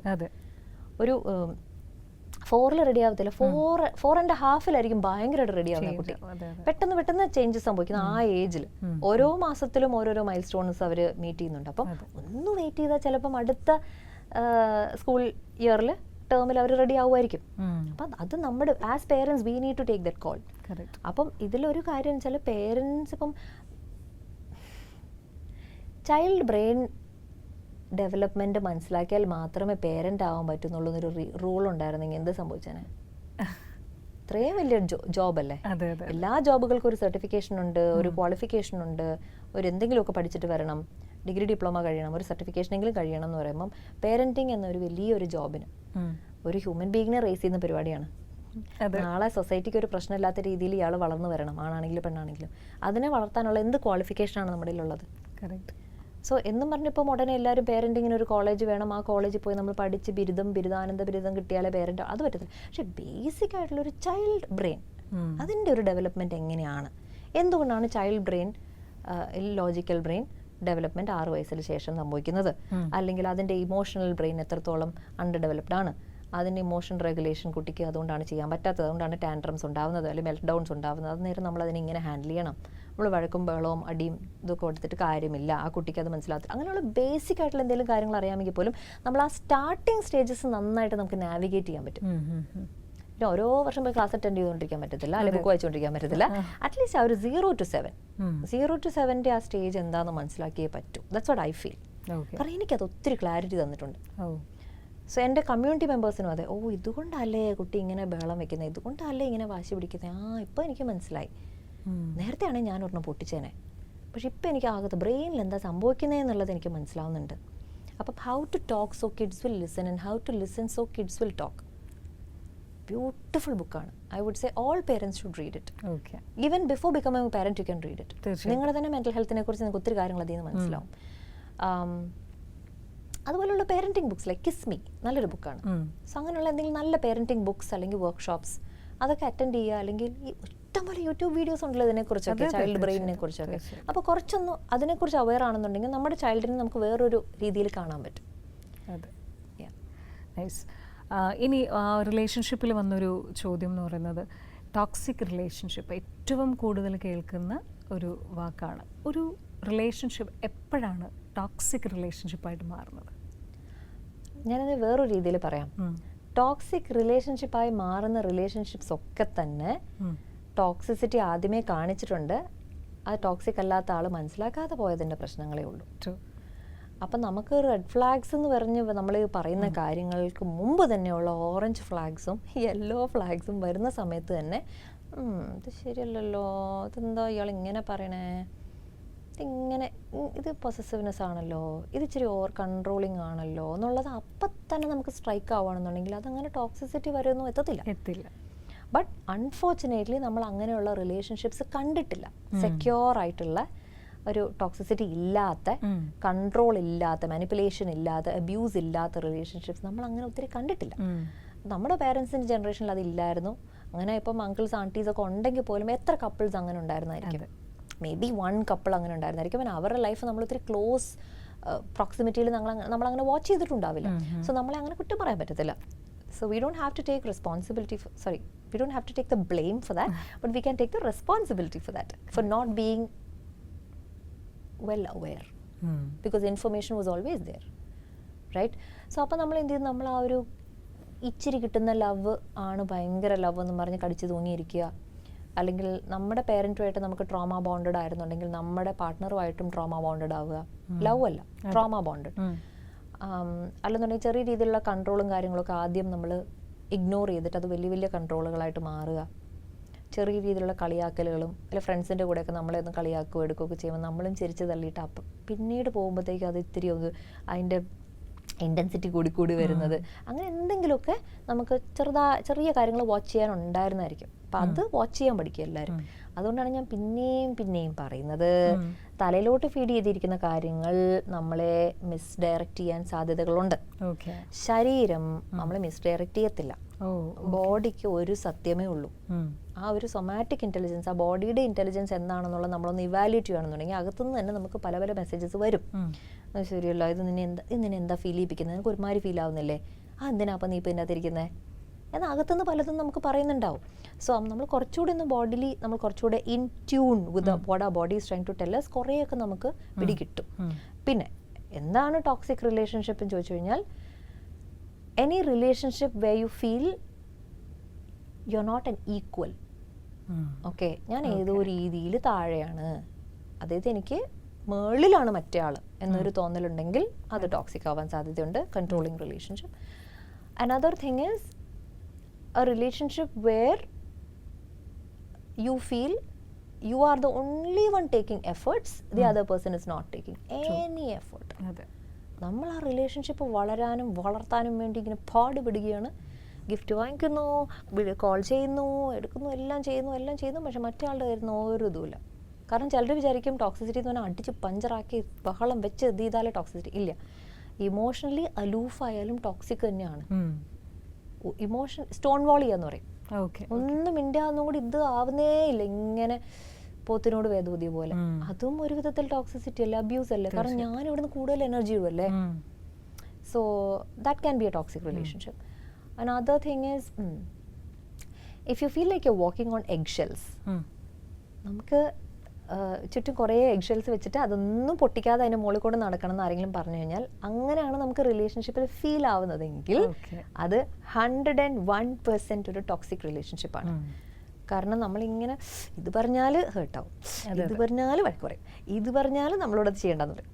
അങ്ങനെ ഒരു നനങ്ങാൻ പറ്റുന്നില്ല. ആൻഡ് 24 മണിക്കൂർ നിങ്ങൾ സോറി പറയുകയാണെങ്കിലും അത് ടോക്സിക് റിലേഷൻഷിപ്പാണ്. അങ്ങനെ കുറേ സിഗ്നൽസ് ഉണ്ട് നമുക്ക് കണ്ടുപിടിക്കാൻ. പക്ഷെ ഞാൻ പറയട്ടെ, ഇങ്ങനെ തിയറിറ്റിക്കൽ ആയിട്ടുള്ള നോളജ് വൈസ് പോവണ്ട.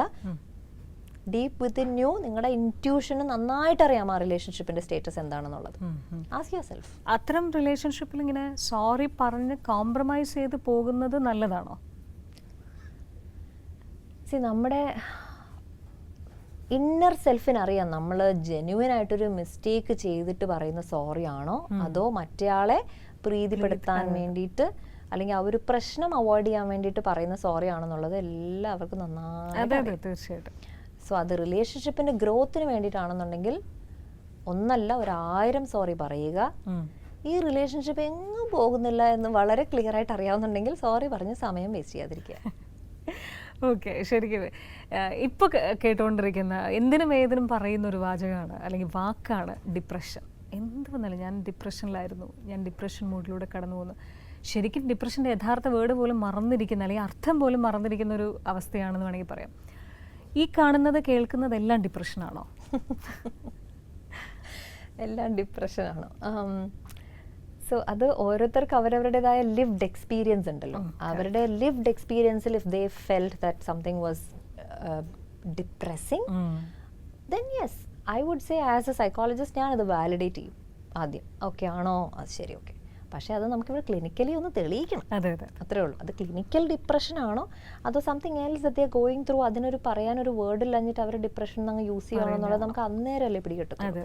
സോ അതിപ്പോൾ ഇവാലുവേറ്റ് ചെയ്താലേ മനസ്സിലാകത്തുള്ളൂ. Basically what I have seen in youngsters, ഇപ്പം ഞാൻ പറയട്ടെ, ശരിക്കും ക്ലിനിക്കൽ ഡിപ്രഷൻ അല്ല എങ്കിൽ പോലും ഡിപ്രഷൻ എന്ന് ഫീൽ ചെയ്യിക്കുന്നതിൻ്റെ one of the top reasons is social media. Because അവർ കൂടുതൽ time they are spending without a community, without anybody else around them. നമ്മൾ ഹ്യൂമൻ ബീയിങ്സ് ഒരു സോഷ്യൽ ബീയിങ് ആണ്. നമ്മളെപ്പോഴും ട്രൈബ്സിലും ആസ് എ വില്ലേജ് നമ്മളെല്ലാവരും ഒരുമിച്ചേ നമ്മൾ ജീവിച്ചിട്ടുള്ളൂ ആസ് എ കമ്മ്യൂണിറ്റി. അപ്പോൾ ഒന്നാമതേ parents തന്നെ പോയി ന്യൂക്ലിയർ സെറ്റപ്പിലാണ് ജീവിക്കുന്നത്, ജോയിൻറ്റ് ഫാമിലി അല്ല. അങ്ങനെയുള്ളപ്പോൾ അവിടെ ആ വീട്ടിലുള്ള ഒരു ടീനേജർ തന്നെ ഇങ്ങനെ ഇരിക്കുകയാണ്, കൂടുതൽ ഇങ്ങനെ സോഷ്യൽ മീഡിയയിലാണ് ഇരിക്കുന്നത്, റിയൽ ഫ്രണ്ട്സ് ഒന്നുമില്ല, വെർച്വൽ ഫ്രണ്ട്സേ ഉള്ളൂ. അങ്ങനെ വരുമ്പോൾ നമുക്ക് ഫ്രണ്ട്ഷിപ്സിൽ ഒരു വാല്യൂ ഇല്ല, ഒരു ക്വാളിറ്റി ഇല്ല. നമുക്ക് നമ്മുടെ ലൈഫിൽ നമ്മൾ എന്താ ചെയ്യുന്നതെന്നൊരു പിടിയില്ല. And on top of everything നമ്മുടെ ഡോപ്പമൈൻ ഇങ്ങനെ ഉണ്ടായിക്കൊണ്ടേ ഇരിക്കുമല്ലോ ഓരോന്നിങ്ങനെ കാണുമ്പോൾ. അപ്പോൾ ലിറ്ററലി നമ്മൾ സ്മോക്ക് ചെയ്യുന്ന പോലെയാണ് ഓരോ റീലുകളും ഇതിങ്ങനെ ഷോർട്സും ഇങ്ങനെ ഇതിങ്ങനെ കൺസ്യൂം ചെയ്യുമ്പം you also will feel mentally very drained. നമ്മളത് റിയലൈസ് ചെയ്യുന്നില്ല. But after point of time you ask your self, do you feel nourished or do you feel drained? അപ്പോഴും ചോദ്യത്തിനുള്ള ഉത്തരം അകത്തുനിന്ന് തന്നെ വരണം. ഒന്നും ഉണ്ടായിട്ടില്ല, 1 മണിക്കൂർ വേസ്റ്റ് കഴിഞ്ഞു. റൈറ്റാ? സോ അതൊക്കെയാണ് അങ്ങനെ. ഞാൻ social media is one of the biggest reasons. ഞാൻ ഒരു നല്ലൊരു എക്സാമ്പിൾ പറയട്ടെ സുമി. ഒരു പയ്യനെ ഒരു വർക്ക്ഷോപ്പിന് വന്ന പരിചയമുള്ള പയ്യന. അപ്പം അവനിങ്ങനെ പറയുക, ഡിസ്കഷൻ്റെ ടൈം ആയപ്പോഴത്തേക്കും പറയുക പാനിക് അറ്റാക്സ്, രാത്രിയിൽ പാനിക് അറ്റാക്ക് വന്ന ആളിങ്ങനെ എണീറ്റിരിക്കും, പിന്നെ ഉറക്കാൻ പറ്റുന്നില്ല.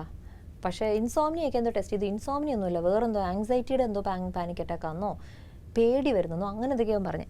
അപ്പം ഞാൻ ക്ലിനിക്കൽ വർക്ക് ഒന്നും ഇപ്പോൾ എടുക്കുന്നൊന്നുമില്ല. അപ്പോൾ ഞാൻ ക്ലാസ്സുകൾ എടുക്കുന്നതോടെ എൻ്റെ വർക്ക് ഡൺ.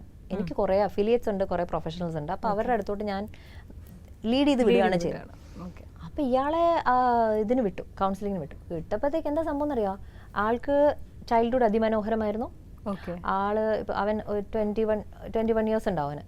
അവൻ്റെ ഫാമിലി അടിപൊളി ഫാമിലിയാണ്, ഒരു ട്രോമയൊന്നും തരാത്ത, ടോക്സിക് ഒന്നും അല്ലാത്ത സൂപ്പർ ആയിട്ടുള്ള അച്ഛനും അമ്മയാണ്. ആൾക്ക് എന്തും ചെയ്യാനുള്ള ഒരു ഫ്രീഡമും ലിബർട്ടിയും ഒട്ടോണമിയും ആ വീട്ടിലുണ്ട്. എല്ലാം കൂടെ നല്ല ഒരു ചെറിയ റിലേഷൻഷിപ്പിലൊക്കെ ഉണ്ടാണ് ആള് ഇപ്പോൾ ഉണ്ട്. എല്ലാം നല്ല ഇതൊക്കെയാണ്. എന്താണോ സംഭവം, രാത്രിയിലിരുന്ന് സൈക്കോ ത്രില്ലർ കാണലാണ് ആളുടെ പണി. കൊറിയൻ, അതും ഇത് ഭയങ്കര ഭീകരതയുള്ള OTT-യിലുള്ള ഇതിരുന്ന് രാത്രി കണ്ടിട്ടാണ് അവൻ കിടക്കണേ. അപ്പം നമ്മളെന്താ വിചാരിക്കണേ, നമ്മൾ ഈ കാണുന്ന സാധനത്തിനൊന്നും നമ്മുടെ അടുത്ത് ഇമ്പാക്റ്റ് ഇല്ലെന്ന് നമ്മൾ വിചാരിച്ചിരിക്കണേ. അതിനൊക്കെ ഇമ്പാക്റ്റ് ഉണ്ട്. എല്ലാം നമ്മുടെ കോൺഷ്യസ് ബ്രെയിൻ പ്രോസസ്സ് ചെയ്യുന്നില്ല എന്നേ ഉള്ളൂ. സബ് കോൺഷ്യസ് ബ്രെയിൻ ഇതൊക്കെ ഇരുന്ന് പ്രോസസ്സ് ചെയ്യുന്നുണ്ട്. അതിനിവിടെ ഇൻഫോർമേഷൻ ഓവർലോഡ് ആയിട്ട് വന്ന് കിടക്കുവാണ്. അപ്പം നമുക്ക് പണ്ടത്തെ ഒരു സിറ്റുവേഷനിൽ നമുക്ക് എത്രത്തോളം കാര്യങ്ങൾ അറിയായിരുന്നു. അപ്പം ഞാനൊരു വില്ലേജിലാണ് താമസിക്കുന്നതെങ്കിൽ what will I know maximum. എൻ്റെ വില്ലേജിൽ എൻ്റെ നെയ്ബേഴ്സിന് നടക്കുന്ന കാര്യങ്ങൾ ഐ മൈറ്റ് നോ. അതിലൊരു കല്യാണം ഉണ്ടോ, ഒരു മരണം ഉണ്ടോ, ഐ മൈറ്റ് നോ. അടുത്ത വില്ലേജിലുള്ള ഏതെങ്കിലും ഒരു ഡെത്ത് ഉണ്ടെങ്കിൽ maybe I will get to know. Important ആയിട്ടുള്ള പേഴ്സൺ ആണെങ്കിൽ ഐ ഗെറ്റ് ടു നോ. നമുക്ക് പാലസ്തീനിൽ നടക്കുന്ന കാര്യം അറിയാൻ പറ്റുമായിരുന്നോ നേരത്തെ?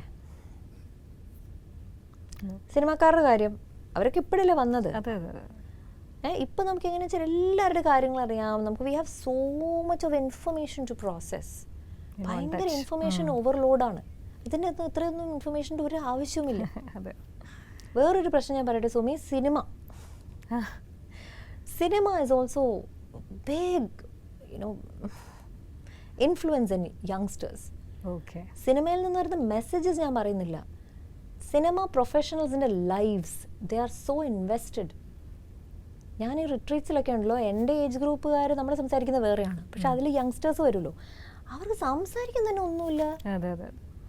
ഇന്ന സിനിമ റിലീസാവാൻ പോകുന്നു, അതിൻ്റെ ഓഡിയോ ലോഞ്ച് കഴിഞ്ഞു, അതിൻ്റെ അതിൻ്റെ ഒരു നടൻ ഒരു ഇൻ്റർവ്യൂ കൊടുത്തിരിക്കുന്നു, അതിൻ്റെ നടി വേറൊരു ഇൻ്റർവ്യൂ കൊടുത്തിരിക്കുന്നു. അത് 1-2 ഇൻ്റർവ്യൂ അല്ലല്ലോ.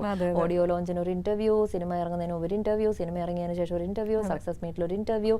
ഇതൊക്കെ ഇരുന്ന് കാണല്, അവരെന്തൊക്കെ ഡ്രസ്സാണ് ഇട്ടിരിക്കുന്നത്, അവരെന്തൊക്കെയാണ് പറഞ്ഞത്, അവരെന്തൊക്കെ പുളിവടിച്ചു, എന്തൊക്കെ വിവാദങ്ങളുണ്ടായി, ഇതൊക്കെയാണ് ഇരുന്ന് ഇങ്ങനെ കാണുന്നത്.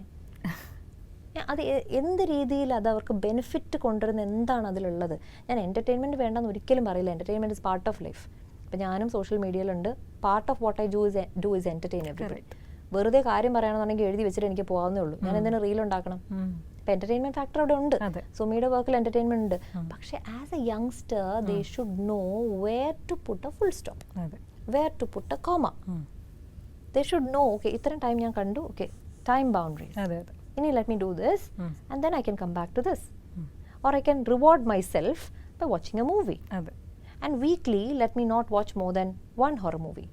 Suppose I love horror, go watch horror. I'm not telling you don't. You go watch it and you prepare yourself and watch it. No. Correct. Don't just mindlessly consume. So I would say, if clinically diagnosed ചെയ്താൽ depression, okay. But അല്ലാന്നുണ്ടെങ്കിൽ ഇതൊക്കെ തന്നെയൊക്കെയാണ് ഡിപ്രഷനും അതുപോലത്തെ സിംറ്റമുകളും ഒക്കെ create ചെയ്യുന്നതിൻ്റെ one of the big reasons is this social media, this information overload and taking in unnecessary load of information. ഒരുപാട് നമ്മൾ സംസാരിച്ചു, പക്ഷേ ഇനിയും അതിങ്ങനെ കുത്തുകുത്തിട്ട് സംസാരിക്കാനായിട്ട് വീണ്ടും ഉണ്ടെന്നറിയാം.